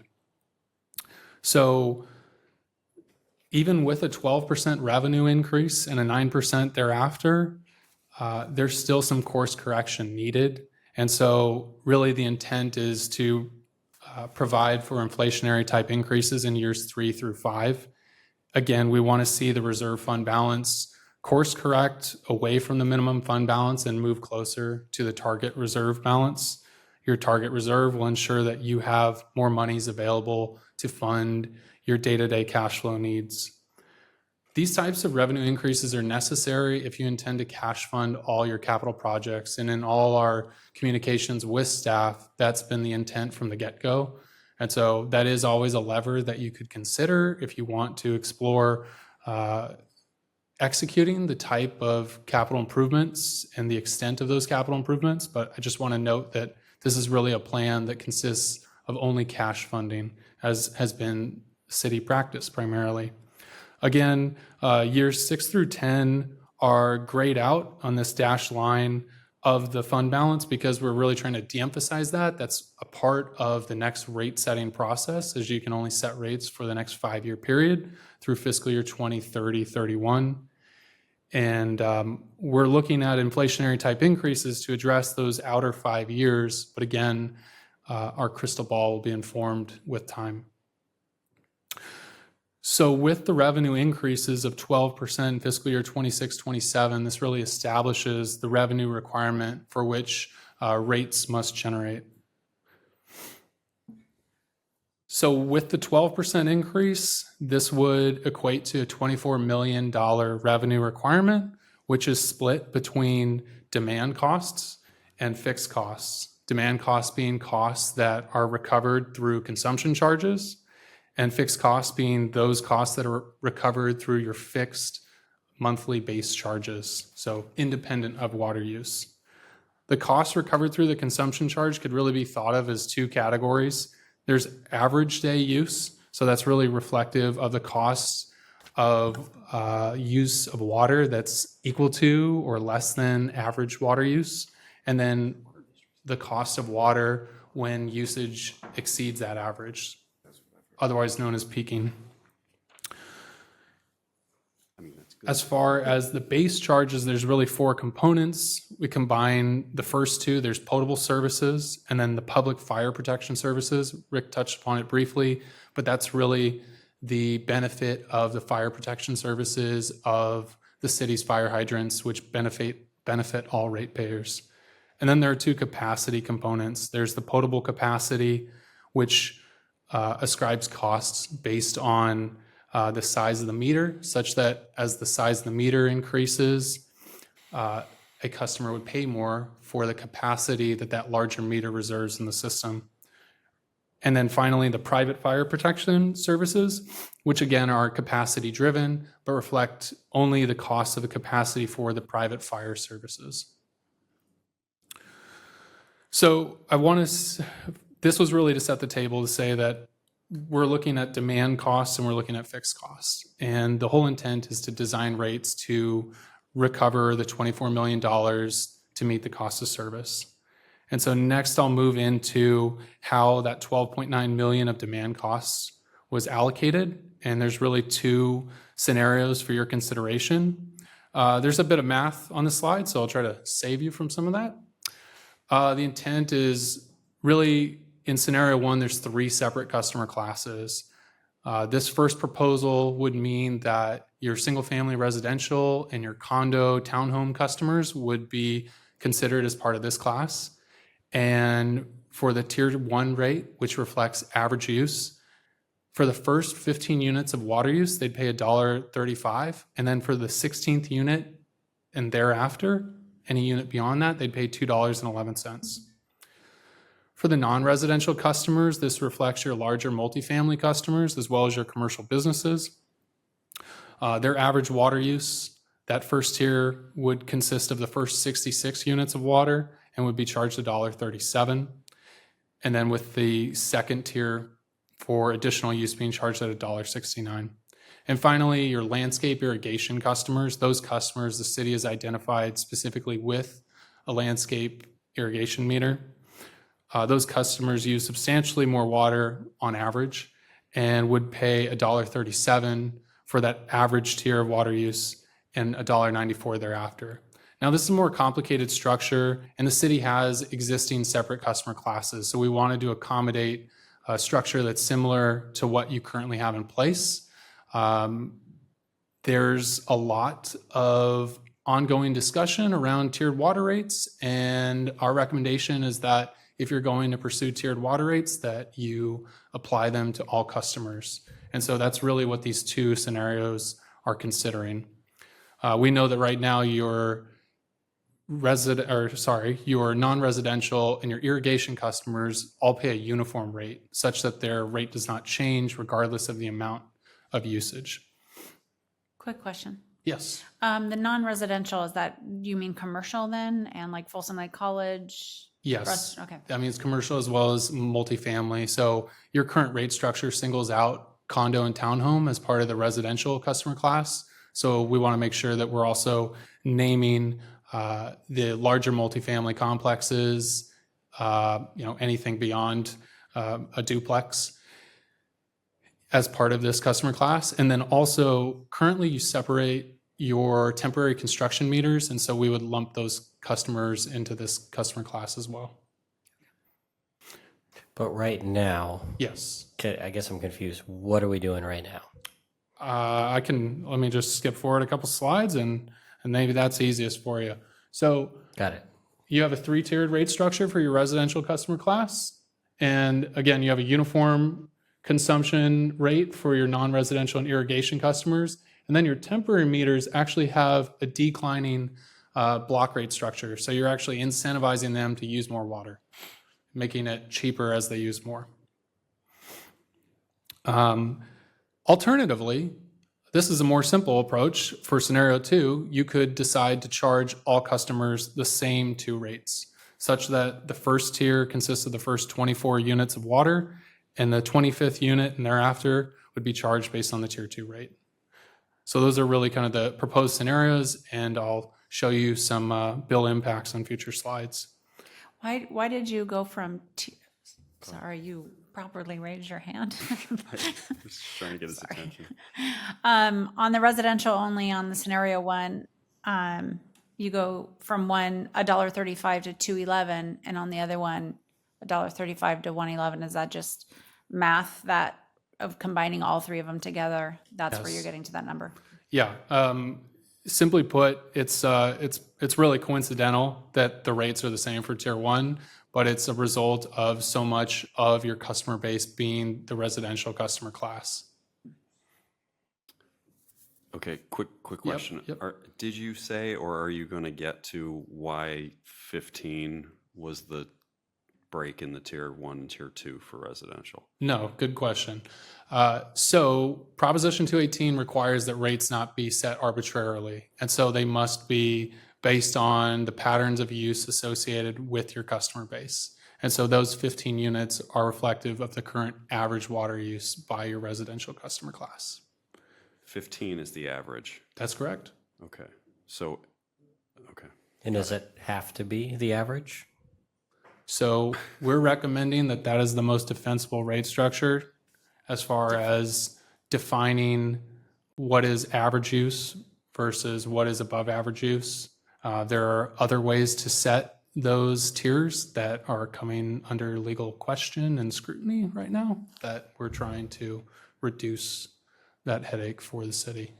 Then how did you come up with the 24 on scenario 2 then? So the 24, when you combine all customers and you look at the average water use across your entire system, it's 24 units. Again, reflecting how much of an emphasis residents play in this calculation. Okay. So is there any, I guess I have 2/3 of an acre, right? Oh, so I'm just looking, my neighbor has 2/3 of an acre, right? My other neighbor has got, 1/8 of an acre, right? So obviously our water usage is different. Is there any, obviously we have a desire for trees and green space in the city.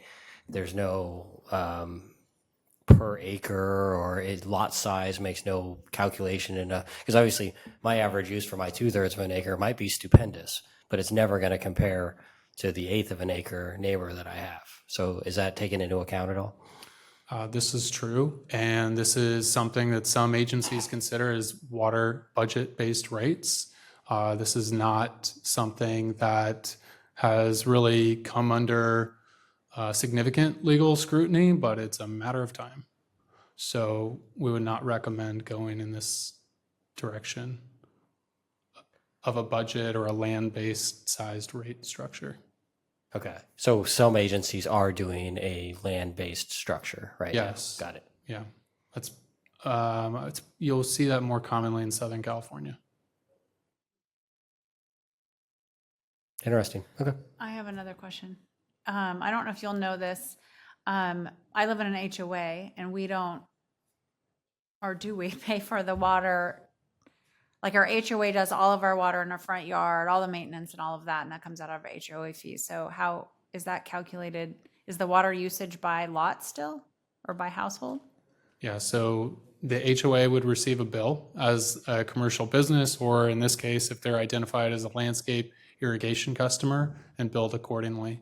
And then, as you said, it's really up to them to decide how those costs are recovered through their HOA. Are you going to clarify how the parkway works, Marcus? So I am not aware of any HOA that is collectively the biller for the HOA for your individual unit. Right. So they are maintaining your front yard from a landscape perspective, and they may be adjusting your timer or doing something like that, but they are not paying your individual water bill or sewer bill. But they are also collecting for any other HOA maintained properties within, so like frontage roads or medians or that type of landscaping. They are collecting a separate bill for that, which then they may pass along to you all as an individual owner, but they aren't covering your individual household bill. And real quick, just to kind of address the question on the lot size or the budget-based rates, and yes, you typically do see those in Southern California, and one of the main drivers for that is that for an agency in Southern California, for every acre foot of water they have to import, it costs a lot of money compared to the city doesn't have to import any water during shortage times or anything like that. And so it is very, I don't want to say it's easy, but there's a lot more connection to tying of water use per a budget based on the next incremental cost of that unit of water for an agency that has to import more water for their general services of their service area. But I guess carry this analogy a little further, right? Our non-residential rates here, my 1,000 square foot restaurant is going to have the same rates as a 200 unit multifamily apartment complex, right? So I'm gonna, if I'm at my 1,000 square foot restaurant, I can use 6,600 cubic feet before I get into that tier 2, right? Which correct, never going to happen, right? But my multifamily, whether I have a 50 unit apartment complex, a 10 unit complex, a 200 unit complex, I may or may, like, it has nothing to do at that point. Like, if we're fooling ourselves to think that this has anything to do with water efficiency, right? Because we're treating a tiny residential customer the same as a huge residential customer, and vice versa, a tiny residence or a tiny business the same as a massive business, and saying that that's somehow going to increase water efficiency, right? I think that's the intent of these tiered rates, right? No, it's not. The intent of the tiered rates here at the city isn't to say, hey, you need to conserve more water. It's intended to say, hey, on average, people use X. When you get above that average, you are now costing more in chemical costs, more in electrical costs, more in distribution, operations, and maintenance costs potentially more in other areas, that the average day is, as it's known, is average to everybody. If you are using more than that, you are putting more of a demand on the system in totality, and that is what you're paying for. Okay, we can agree to disagree on that because I don't think you're really doing that with, just think of the example of where you have a 10-unit apartment complex and a 200-unit apartment complex, right? So that 10-unit complex never hits that limit, so they're not ever subject to that, and they could be using all they want, right? Like it doesn't.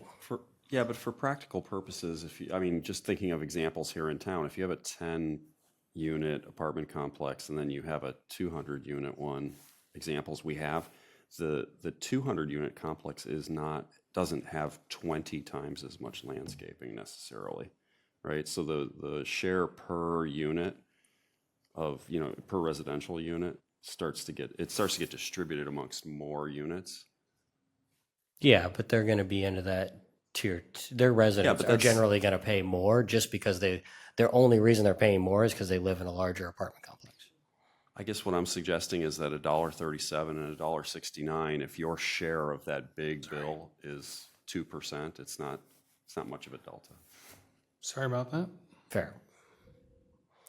Yeah, I think it's much larger on the single family side and the irrigation side, but you would exacerbate the thing that you're concerned about by going to the single customer class,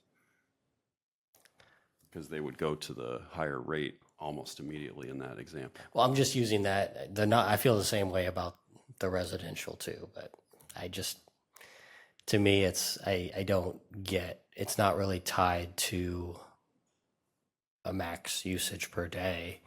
It's tied to an on average water use. So I find it tough to be defensible, but we can carry on. I can continue having this discussion. I'm not going to get convinced here tonight. I don't think. I'll have to look into it. Okay. Do some research. So. Well, as we stated previously, there'll be a forthcoming report, which, we don't want to overwhelm you with the math, but we'll certainly be explaining more. To set the second tier, it's really a reflection of, the ratio of that customer class and their peaking characteristics. How frequently are they peaking with respect to their average use? So we can discuss more of that in our report. We thank you for your comments. Are there any other comments or questions before I continue? All right. So these are just the usage-based rates. There are your fixed or your base rates as well. And there's many numbers on the slide. I just want to say that the intent is to fund $11.1 million, and how that's spread is really through three components in that first table. The $6.9 million figure, which works its way down into a monthly rate per meter of $20.84. So that is a uniform service component, and it is the same for all customers regardless of meter size or customer type. Then there are capacity unit costs. So that first capacity unit cost of $4.17 per month, that component is for all potable meters. And then the private fire costs is indicative of the private fire capacity for those private fire service customers. So in order to arrive at the monthly proposed rates in the blue column, column E in the second table, we start with the service component, column A. We add the capacity component at $4.17, the capacity multiplier. So it's really reflecting those costs which increase to account for that meter size capacity reserved in the system. And then that generates the capacity total. Add columns A and D, and you get column E. So that would be the proposed monthly rate that a customer would pay before any water usage is considered. That's for potable meters. We follow a similar process for private fire service lines, again, starting with a service component, column A, and then a private fire capacity component in column D, which is the product of columns B and C. Again, column E is the annual rate, and the monthly rate is shown highlighted in blue.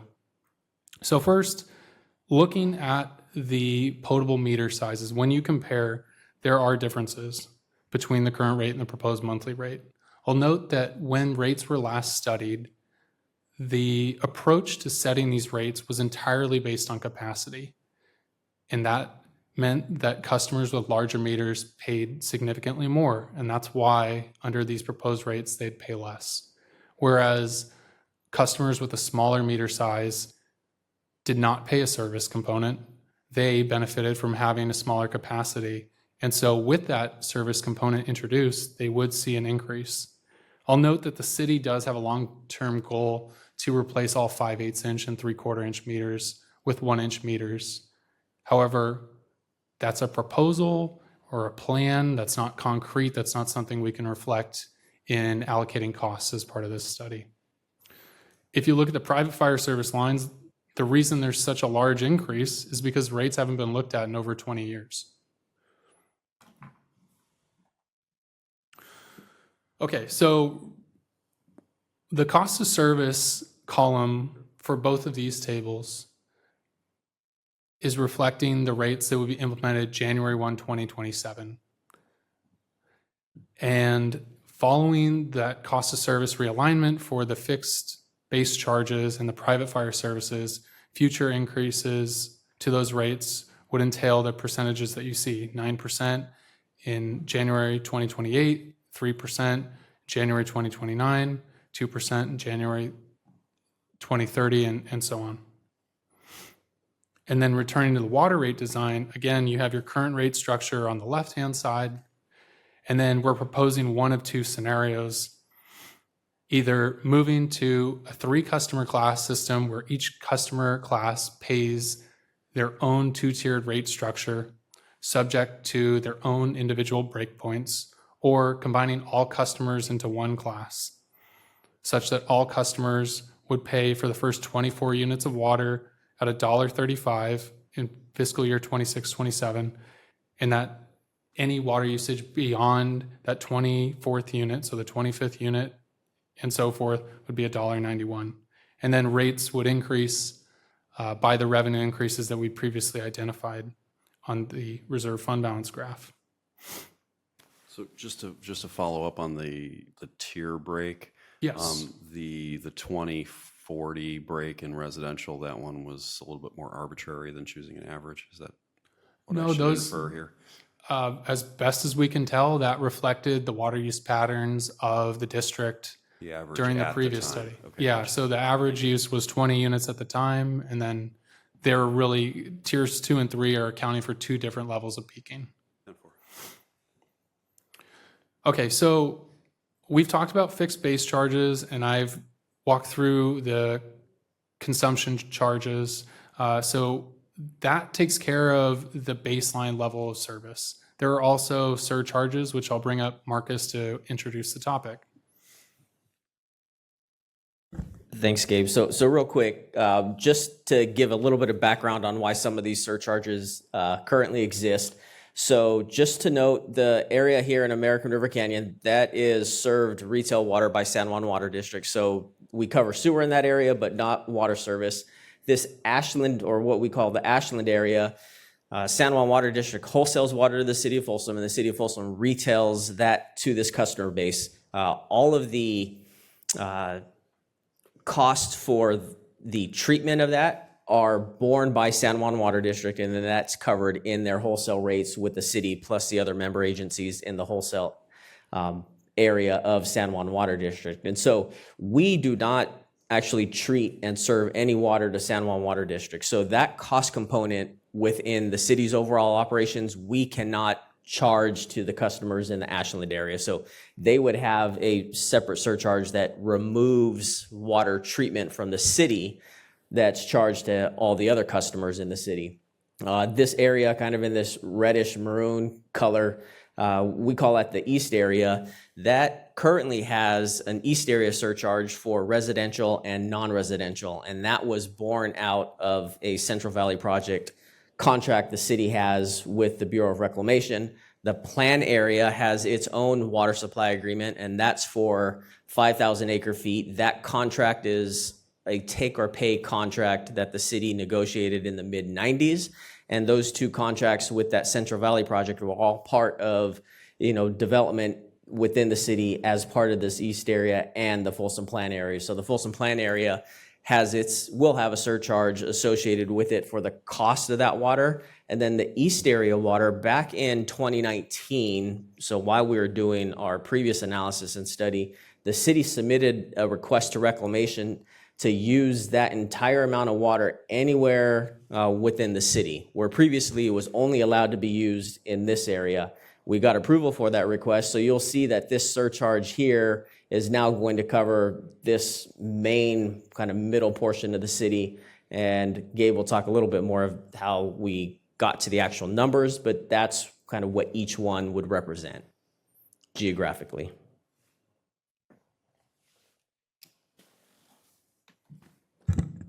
Thanks, Marcus. Just to reiterate, there are 2 surcharges, and the current practice is that residents are charged a fixed amount per bill or per account, and commercial customers are charged based on water use for the East Area surcharge and the Folsom Plan area surcharge. And our proposed water supply surcharge structure is to apply 3 surcharges across 4 areas of the city. So again, revising the East Area surcharge, calling it the Central Valley Project surcharge, because that's indicating that both Folsom, Maine, as well as East Area benefit from that Central Valley Project water. That's 7,000 acre feet that the Bureau of Reclamation provides each year that the city purchases. Folsom Plan Area surcharge would continue to apply solely to Folsom Plan Area, also known as Folsom Ranch. Again, reflecting the 5,000 acre feet take or pay that the city pays the Golden State Water Company. And then the Ashland surcharge, which accounts for San Juan Water District's treated water purchases, and this applies only to Ashland customers. As Marcus stated, San Juan Water District treats their water, and thus the Ashland customers subsist only on that San Juan water and do not rely on the city's treated water. Therefore, they would not be eligible for a water treatment surcharge, but all 3 other areas of the city would be. So East Area, Folsom, Maine, and Folsom Plan Area would each pay an additional surcharge for those water treatment expenses. All surcharges are recommended to take a rate structure that's based on water use, so really unifying the approach across all customers. This is the 5-year schedule of what those surcharges look like. You have the water supply surcharges on top, and then the treatment surcharges down below. The water supply surcharges would increase based on the projected water supply costs of that agency. So those would increase on a separate schedule from that of the baseline schedule of rates that I presented on previous slides. The treatment surcharges, though, those reflect the city's costs. So those would follow the same revenue increase schedule. Okay. So now, the moment you've been waiting for, bill impacts. Yeah, sure. Just for a moment. So the current situation is that the East Area surcharge is $4.20 a month. Yes. And Marcus, you were suggesting that that's now going to apply across all of the main part of Folsom? Yes. And also be increased by 6 cents? It will now just be 6 cents per 100 cubic feet of water usage.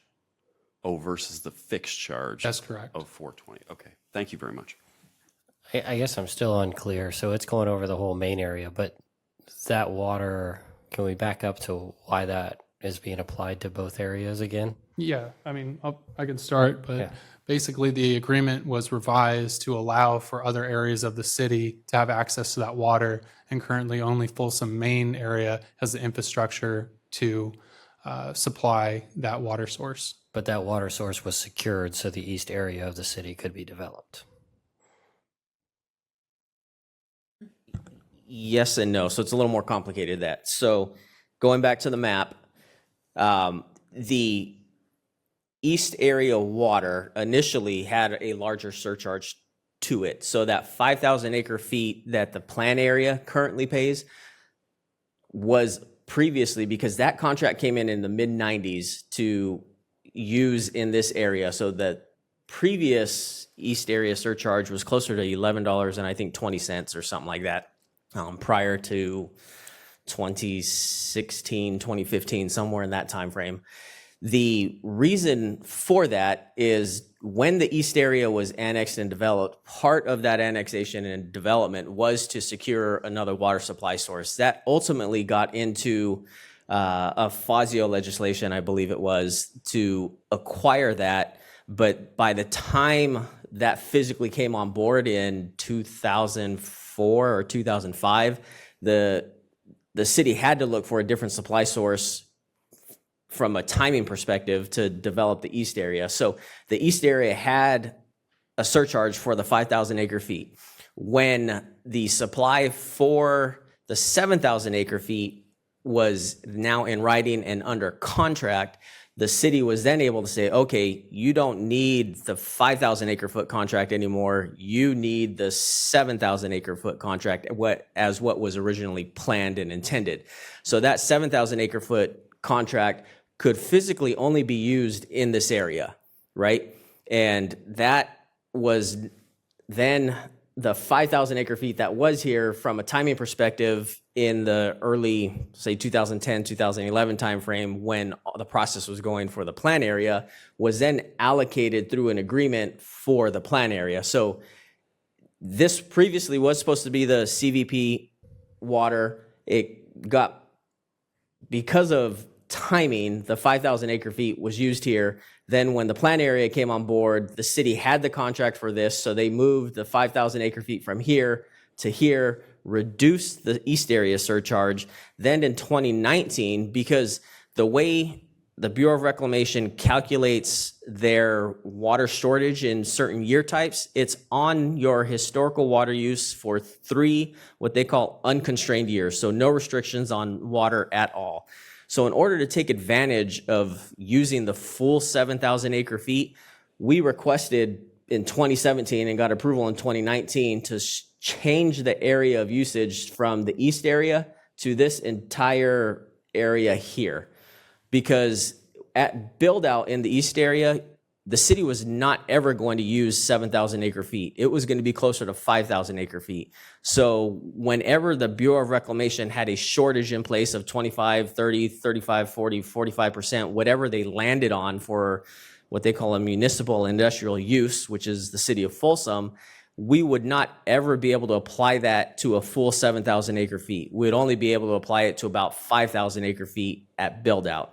So in order to maximize the full 7,000 acre feet, and let's just say a 50% average, we would get 3,500 instead of 2,700 acre feet or 2,500 acre feet. We decided back in 2017 to say, hey, we want to be able to use that water in this entire area. So now that 7,000 acre feet we have, that can be used all in this entire area, where before that was not the case.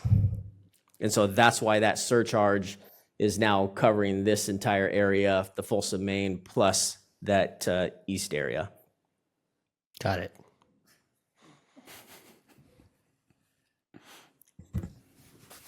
Okay, so Wait, can you go over that again? I'll invite him back up. It's a great history lesson.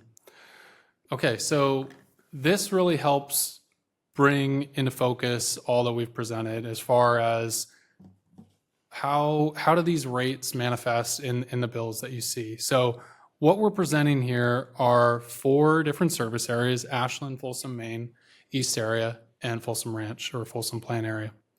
And how you would read this table is you have 3 levels of water use: low, average, and high, low being 50% of average. Average water use that we identified on a previous slide, so that 1,500 cubic feet per month for a typical residential household being average. So how you would read this table, you have the delineated water use, so we'll take the average line for the Ashland customer. That percentage of bills column is a cumulative percentage. So that means 66% of all residential bills across all 4 service areas consist of bills that are 1,500 cubic feet or less. So the bill at the current rates, using the current service charge, And the current consumption charges based on that three-tiered rate structure is $42.74. Using scenario one, the bills at the proposed rates would be $59.62. So that figure also accounts for the surcharge applicable to Ashland for their water supply, as well as the consumption charge for the base rate and your base charge. And so the positive difference in the next column over represents an increase in that bill for that level of usage. And then we're doing the same thing in the one combined class columns. We're comparing the bills at the proposed rates under the one combined class rate structure to that of your bill at the current rates. And so again, because that tier one rate is the same under both scenarios, that's why you're seeing the same dollar difference for that average level of water use. Now, as water use increases and you get into that tier two distinction and the differences, that's where the bills and the impacts change. So we've done this analysis based on a 1-inch meter for residential customers. And we've also done this for non-residential customers based on a 2-inch meter, which is your most common meter size. The difference column indicating a savings when it's a negative value, and a positive value indicating an increase. Again, we're reflecting average water use, and then with respect to that average, double or 50% of that average. And we've also done that for irrigation. And so, again, irrigation customers we're modeling based on a 2-inch water meter because that's your most common size. And to expand this comparison, we've included neighboring water agencies. So this is for a typical single-family residential household for a 1-inch meter based on average water use of 1,500 cubic feet. There are a number of colors here, and that's why I've included the legend. You have the Folsom, Maine water bills, both at current rates and proposed rates for both fiscal year 26-27, using the cost of service, and then following that cost of service by the fifth year, 2030-31. So you can see the increase from $42.74 up to $62.02.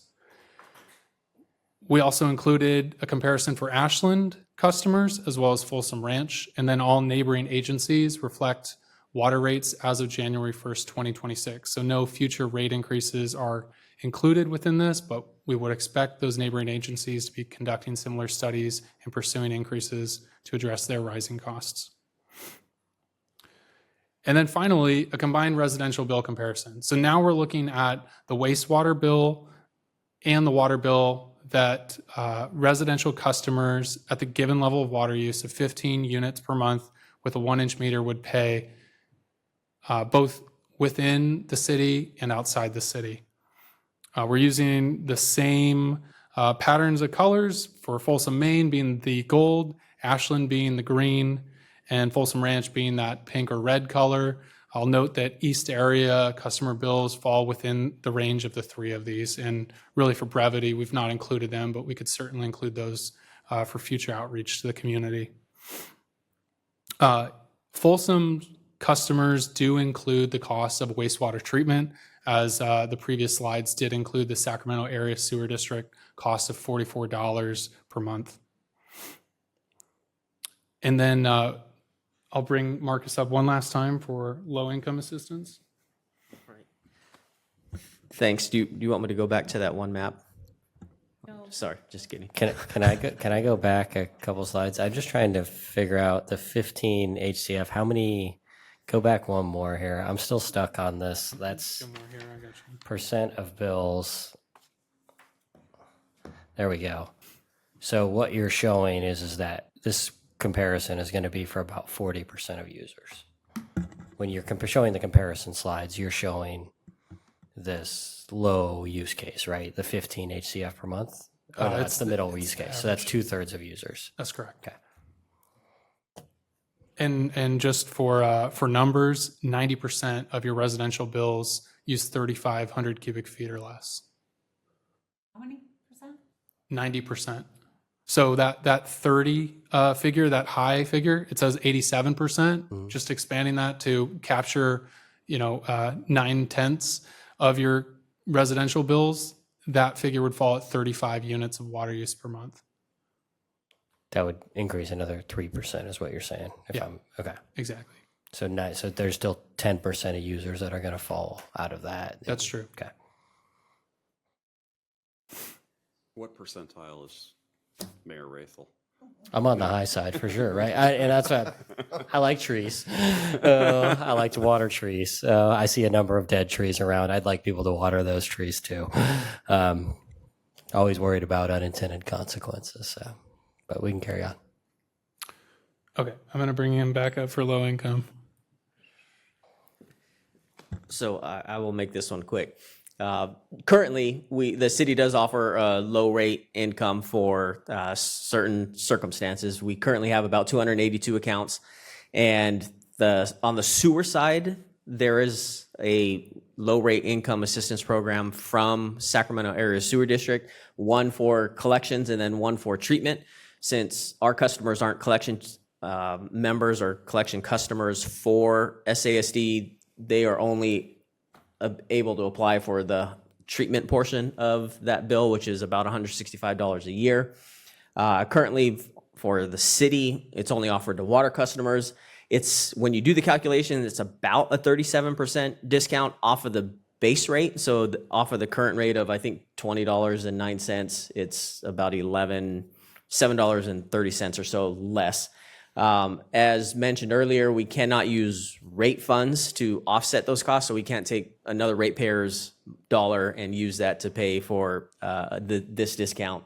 So it's in the general fund currently to pay the difference. It's about currently $25,200 a year. In any proposed items presented tonight, that will increase if the number remains 282 to about $39,200 a year if this were to remain in place. So really some of the feedback, and it'll be on kind of the last slides, is, is this a practice the city council still wants to have?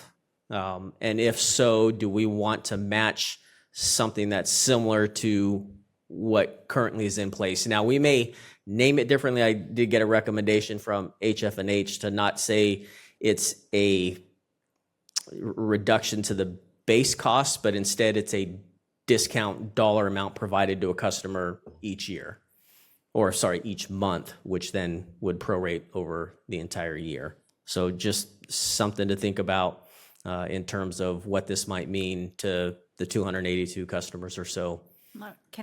Is it based on income, or how do they apply and how do they qualify for this? Stacy, do you know exactly how I know they do have to apply. So they just have to prove. So are these mostly fixed income? Or do you have an idea? Generally, I could get you more information on what type of applicants we generally have. I am curious, especially if we're going to decide to keep it or not keep it. Okay. Yeah. Is all revenue that goes to the enterprise fund, you can't use it for this purpose? So in the instance where we are collecting, late fees, could that be repurposed to help pay this program? So that question needed to come up, and late fees can be used. I've looked at the past couple of fiscal years, and it's typically between $2,000 and $5,000, but it is something that we could, at the end of the year, reconcile that number and offset the cost. Thank you. Okay. This brings us back to your feedback in this slide. As far as, do you have any further questions regarding the proposed reserve policies, and as far as our staff recommendations that we presented tonight, as far as the wastewater rates, the Sutter Street interceptor surcharges, the water supply and water treatment surcharges, and then I think the pivotal one as far as the water rate structure for your consumption charges going forward, and then finally the low income rates and or assistance. So with that, I'll turn it over to you, Mayor.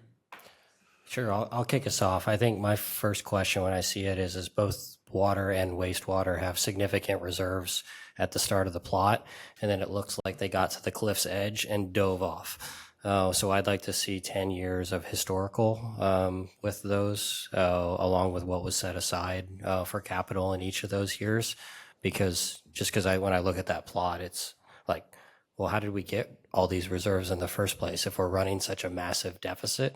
Like, all your projections show like we're significantly far off in what we're expecting to take in from revenue versus expenses, but we couldn't have been that far off historically because both funds are pretty flush. So that's my economic forecasting brain says something must be off here. So just want to better understand the historical data that's gone into those. Okay, so that's a historical accounting for the revenues and expenses over the last 10 years in the fund balance? Yeah, if you Okay. could just add it to that same plot, that would help me to understand kind of what we're looking at. It also helps me understand the reserve calculation too, like what we need there, because it looked like there was some big expenses in the first couple of years, but then as it went down, those weren't really projected to go forward also. So just trying to understand kind of what those have looked like in the recent past would help me. And then, I've never understood tiered watered rates, maybe because I have a big yard and trees. So it makes me naturally adverse to tiered water rates. But it looks like we used to have about a 10% between tier 1 and tier 2 and tier 3, $1.50, $1.60, $1.70, $1.75, something like that. It was a 5% increase, right? So it encourages people to conserve, but it's not necessarily punitive. What you're looking at now is a tier 1 to tier 2 rate, which is 50 to 60% higher between tier 1 and tier 2. So I think that would need to be justified. As was mentioned, we're not Southern California. We're not bringing water in. I could carry a bucket to the lake from my house. It's just not that far. So I think it's really hard to justify tiered rates that are that far difference between those scenarios. So those are my two, like when I look at it, those are the two things that stick out to me that are somewhat different than our historical approach. And so I want to better understand why those changes are being made and what justification we have to ratepayers to do that. And then I'll say, as far as the scenarios go, as far as a reserve policy, I would need to see some of that historical data, but it doesn't sound like we're changing anything on wastewater. So really the water rates, if I saw that historical data, I could give you a better opinion. But based on our very healthy reserve balance, my inclination would be to stay with what we have done in a reserve policy until we see that data. And as far as customer classes go, I don't see a strong justification for this because there is so much variability in residential customers and their water use expectations. Along with the commercial customers, there's extreme variability. So coming up with some average where we have a tier that's based on that doesn't make a whole lot of sense. It's the idea that us sending 100 cubic feet to a commercial customer versus a residential customer has some different inherent cost to the system, I think is fundamentally flawed. So I would lean toward the one customer class because delivery of water is delivery of water from our standpoint and a cost standpoint. And I'm fine with the lower income rates. I appreciate the suggestion on offsetting those rates. And I think that's my feedback. I'll turn it over to whoever wants to go next. I have a question. The 3 classes, how many irrigation customers do we have? 789. Can you be more specific? Did not. Sorry, as far as meters go, I'd have to consolidate. I'm sure there's probably more than 1 meter for some of those parcels. No, that was a great answer. He's just being Thank kind you. of ornery tonight. You might have 790 once I switch to an irrigation meter and residential meter. My gut is also, or my instinct is to go to a 1 customer class, but I think now that you said that many irrigation customers, they would be hit by this drastically, I think. I don't remember what their average use or irrigation, what their average use was. Their average use is 183 units of water per month. And then, so you do have the combined class different rates here. So their rates don't jump up that much, what they pay, or how am I reading this? Yeah, so this accounts for both changes to the 2-inch meter which we, on a previous slide, were showing here that the 2-inch metered customer would see a $52.88 reduction per month for their fixed base charge before accounting for their water use. So that is partially to explain why they're not seeing a more sizable increase. Sorry, let me get to the right slide. Based on their water use. Okay, so it wouldn't be a huge jump I- for a real big burden. I don't want to make a gross generalization. It really depends on the level of water use and the size of the meter of that customer. So we could provide additional bill impacts to provide you a broader range if you'd like, but based on average water use, no. Okay. Yeah, based on the numbers I see here, it's not as big of a jump as I was gonna think it was. Okay. That was my first question. Okay. An only question for now. I have some things, but I can wait. I'll be quick. No offense to Rick, Gabe, and Marcus, but it's a lot more fun to talk about chickens than this. I'm going to start with the last question first.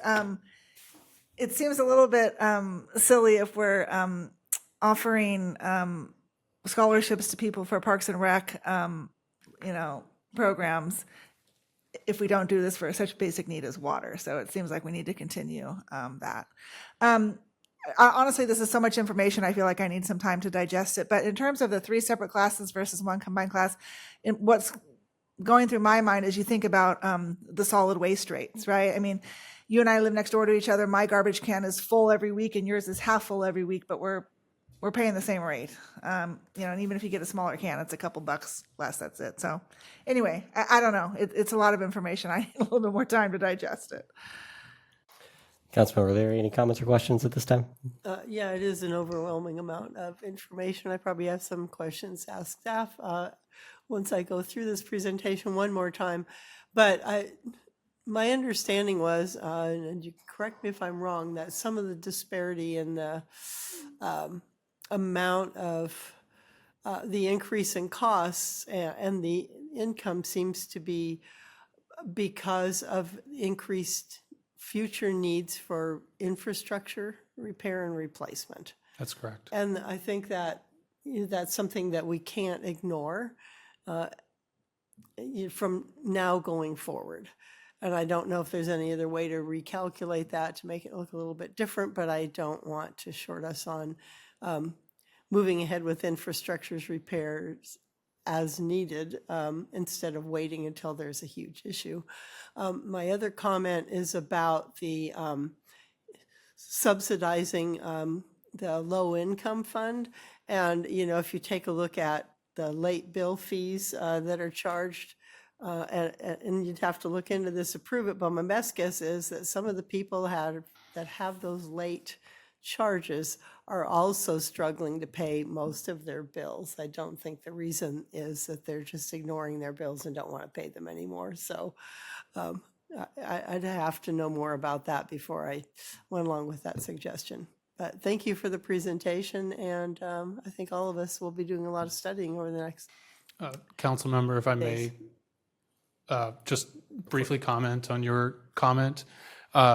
We did model an alternative capital improvement scenario. So really looking at about a 75% funding option of the capital improvements modeled.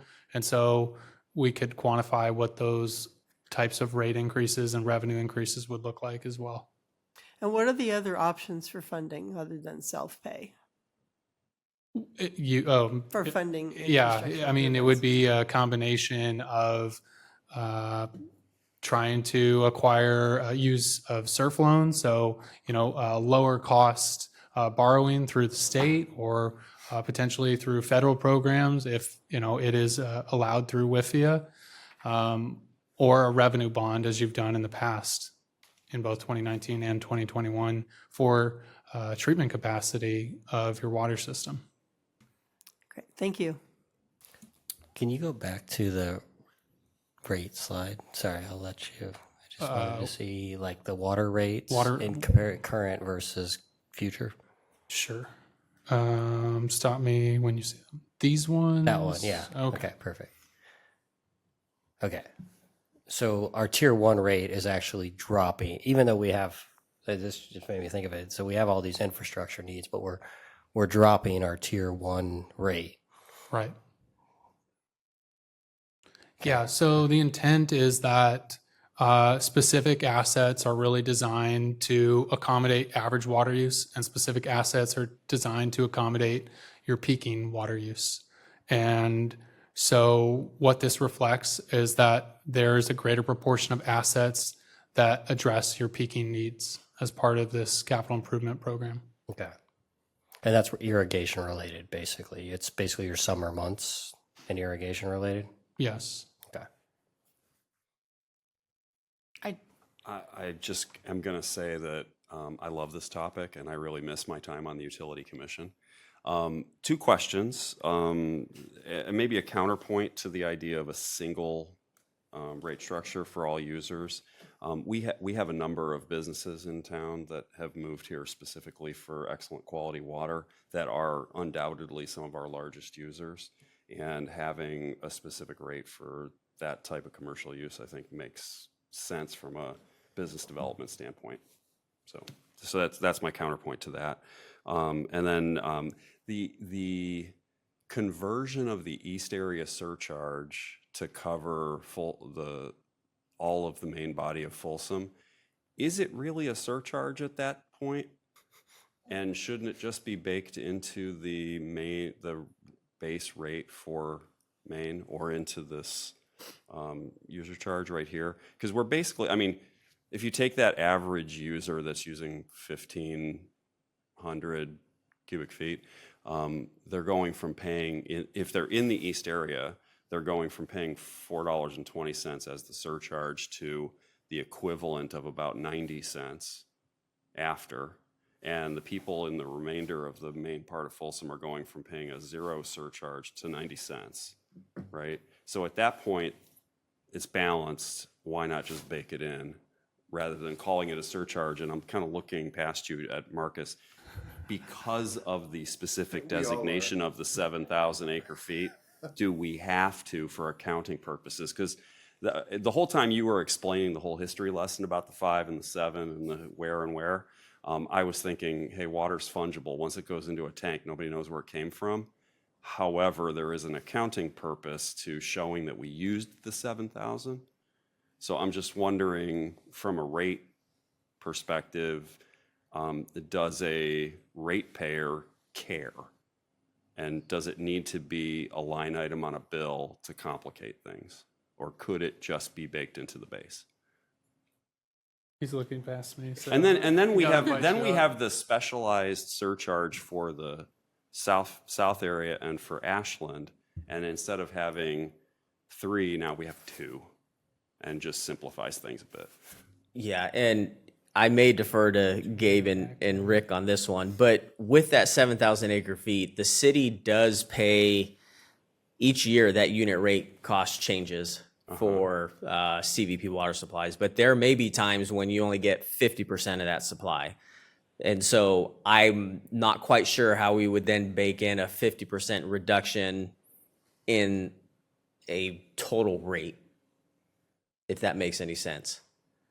I mean, it's an overall cost to that part of the operation, right? So how do you do it now? Because you're paying a fixed surcharge right now, regardless of how much you buy. Correct. So when it was built in at the last rate study, we were building in the full 7,000 acre feet of purchases, and then being able to spread that across the East area. Right. Yep. So I don't understand your point. I mean, I guess if we only get 3,500 acre feet, and the city only has to pay for 3,500 acre feet, you don't reset the surcharge now. Correct. And I'm not suggesting part of what we're changing any doing part of that. is, Yeah. and part of what we're doing is making it right and making it defensible. And before, with charging for the full 7,000 acre feet, there were years when we weren't getting the full 7,000. What I'm suggesting is that you have the ability to defend that water was used and distributed amongst the Folsom, Maine area. Is it necessary to have a line item on the bill that has a specialized cost to it in order to make that case. I'll maybe ask. I don't need that Gabe answer or tonight Linda necessarily. where but we would fit if that you could in. research that, I'd appreciate it. Sure. I'm for simplified billing, right? So if we don't have to have a, line item for 500 different things, let's scratch some of those off. Understood. So I have another question. You may have answered this already, but just a slide that, and I couldn't tell you what slide it was on. So to Sarah's point, I do need some time to digest this. I think there'll be more questions, but our current rate tiers are from 0 to 20, right? And your suggestion or one of your proposals for the, not the combined, the other one is 0 to 15. And that's based, the 15 is based because of the average use Of the customers within of the that customer. class. And you have to defend that, or why are we going from 0 to 20? Why don't you just stay at 20 as the first tier? Yes, so according to Proposition 218, in not setting the rates arbitrarily, that includes breakpoints. So we're reflecting the water use pattern specific to that level of use. Okay, and that's because that was residential. Yes. And then if you do all the combined, all customers, the average use is 24. Okay, got it. Thank you. Right. Yeah. I mean, you have more than almost 24,000 residential meters and I think 27,000 total meters in the system. So it just shows you the weighting. 789 irrigation meters. Okay. You got it. Totally remember that one. Thank you. And my redwoods will drink 60% higher water cost than my neighbor's redwoods. But we can talk about that more later on. Any other comments or questions? Mayor, I was able to find an answer to the question you asked earlier. Yeah. And so there is, in fact, a government code section specific to water, wastewater, sewer, and refuse collection that does, in fact, cap it at 5 years. So we are not allowed to set a variable rate or an inflator beyond 5 years. We can do it for up to a maximum of 5 years at a time. Thank you so much. I think you're looking for more direction from us than we've given. Is that? I mean, I guess from my perspective, I mean, this is kind of what we intended, not just to suck away your life, but also to provide information where we can kind of get some feedback and then come back with some more answers. I mean, from my perspective, I think we have a good idea. I appreciate the questions about the reserve level. What are we doing? What are we doing going forward that shows the decline and what we spent on it? I'm going to go back and meet with our team as far as, let's further assess the capital improvement projects, the timing of those projects, because that can actually change what the rates look like, the years that we actually put those into play. So anyway, this is very helpful for me, just so that we can come back. And as we talked about, there's still some time before we're recommending implementing this, because we knew this was going to be a simple process. So, Marcus and his team have built in, time for us to kind of go through this in a life-sucking way. But that's Not that you guys Count weren't on me. great. You can count on me to do that. But no, to answer the question, I think we have enough tonight to go back and look at a lot of the items, address, the questions that were answered and, identify what all that means. We will have this presentation available, so it'll be something that everybody can take a look at as well. So this isn't a night where we were trying to make any specific decision. We just wanted to get some feedback as to, okay, is our approach going in the right direction? Are we understanding the cost versus the revenues, et cetera? Do we want to continue with some programs, but also explain why we were making some of the changes that we were recommending, just to align with where those costs are allocated from the different customers, both on the water and wastewater side.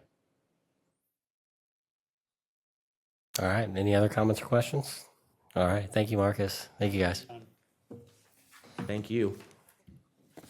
All right. That brings us to City Manager report. great. Thank you, Mayor, members of the council. Just want to highlight the announcement of our new fire chief, Chief Solak. Thank you. I hope you Actually, is he still here? I don't blame him, but. He's asleep in the back row, I think. Anyway, we're really excited. He officially starts as our permanent fire chief on March 1st, and he's done a phenomenal job in this interim period, and I look forward to working with him going forward. Just a couple other announcements. Folsom was ranked #1 best place to live in California. I'm new to Folsom, and I can't really disagree with that. It's been a privilege to be here. My family's really enjoyed it, and so not necessarily surprised by that rating. Just a reminder that we have the opportunity to volunteer to help build Castle Park.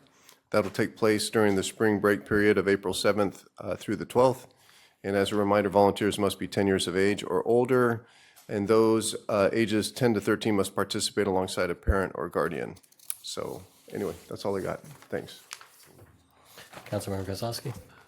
Yeah, thank you. So this week, earlier, or towards the end of last week, we had the monthly SACOG meeting, and one of the principal presentations there was made by Desmond Parrington, our fantastic planning staff member, and it was all about the steps that Folsom has taken over, honestly, decades to put in place a robust program for building low-income housing and multifamily housing specifically. And the mayor and I were both on hand for that.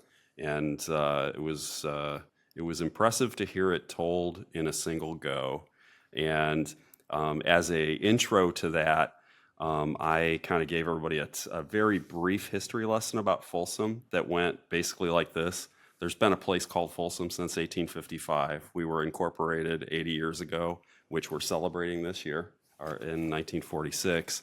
And in 1948, we became a city that didn't just have a prison, but one that had a groundbreaking to build Folsom Dam and ultimately Folsom Lake. And I mentioned that we have a park named for one of the people that was at that grand opening, or groundbreaking, named Norman Banks Livermore. But then it begged the question, was he the right Livermore that the park is named for? So I'm going to ask Kelly to do a little homework, because Norman Banks Livermore Sr. was a director of the Natomas Mining and Water Company and also of PG&E, right, in 1948. His dad had actually built the powerhouse here in Folsom and was the person who incorporated PG&E. His dad, prior to that, Horatio Gates Livermore, which sounds like somebody from the 1850s, he built the original Folsom Dam, the small one that's by the prison, and he founded the Natomas Water and Mining, or he took over the Natomas Mining and Water Company in the 1850s. And then that company persisted all the way into 1984. But it gets even better. So that's Horatio Gates Livermore, son Horatio Putnam Livermore, son Norman Banks Livermore Sr., who was at the groundbreaking for the dam. His son, Norman Banks Livermore Jr., played baseball in the 1936 Olympics. He was also a director for PG&E. He was, this is crazy. He served as our Secretary of Resources under Governor Ronald Reagan, right? He was the one that helped to push Reagan to sign into law the creation of Redwood National Park here in California. He, in his role as Secretary of Resources, helped to put in place the protections for the California condor that ended up getting that species to bounce back. He helped found TERPA up in Lake Tahoe to protect Lake Tahoe as a joint effort by Nevada and California. He was a director or president of the Audubon Society and the Sierra Club. And in the most ironic thing of all, having had this family that built dams, he led the effort for more than 30 years to remove the Hetch Hetchy Dam and restore Hetch Hetchy Valley. So anyway, that's my history lesson for the night in my ongoing first part of series, who are our parks named after? So there you go. That's all. Thank you. It was a little shorter at SACOG. I was way shorter at SACOG. A little shorter. But since we were all also ready not to 10 stand, o'clock at night at SACOG. I just went for it. Thank you, Mike. Vice Mayor? no part of that was short. So anyways, it was riveting, just fantastically riveting. No, that's it. That's all I All have. right, Councilmember Leary. I'll just let Councilmember Kozlowski know that a lot of those names were put on the parks back in the mid-90s when I was on the Parks Commission, and the history of who was selected and why should be on the plaque in the park and should identify the correct Livermore, although it seems maybe we should have named a number of parks after the Livermore family. Well, but maybe no, after I'm not all, gonna go for all there. of them But- collectively. But yeah, I was intimately involved in that process, so we can talk about that at length later. I just want to thank our city manager for giving us all the opportunity to put together a list of our priorities and set up a time when we can all discuss those. I think it's a great step in making sure that the council is able to communicate and come up with some collaborative efforts in the next 2 years. Thank you. Councilmember Aquino. Councilmember Kozlowski, I expect to see you out at the railroad turntable next Wednesday, 10 a.m. to 2 p.m. when we celebrate Folsom's railroad history. Count on it. Pretty much every city department has had a hand in helping me with this event, so thank you all in advance for your efforts. And next time I have a bright idea like this, you are all free to talk me out of it. Thank you very much. I'll just share briefly that we had a good Central Business District kind of task force meeting today with some business owners and property owners. Had a couple more attend, working with city staff, Choose Folsom, and the business community there on, working to implement the Central Business District Vision Plan. So excited that is getting some progress and momentum, and more to come. And we are adjourned much later than I thought at 10:02 p.m.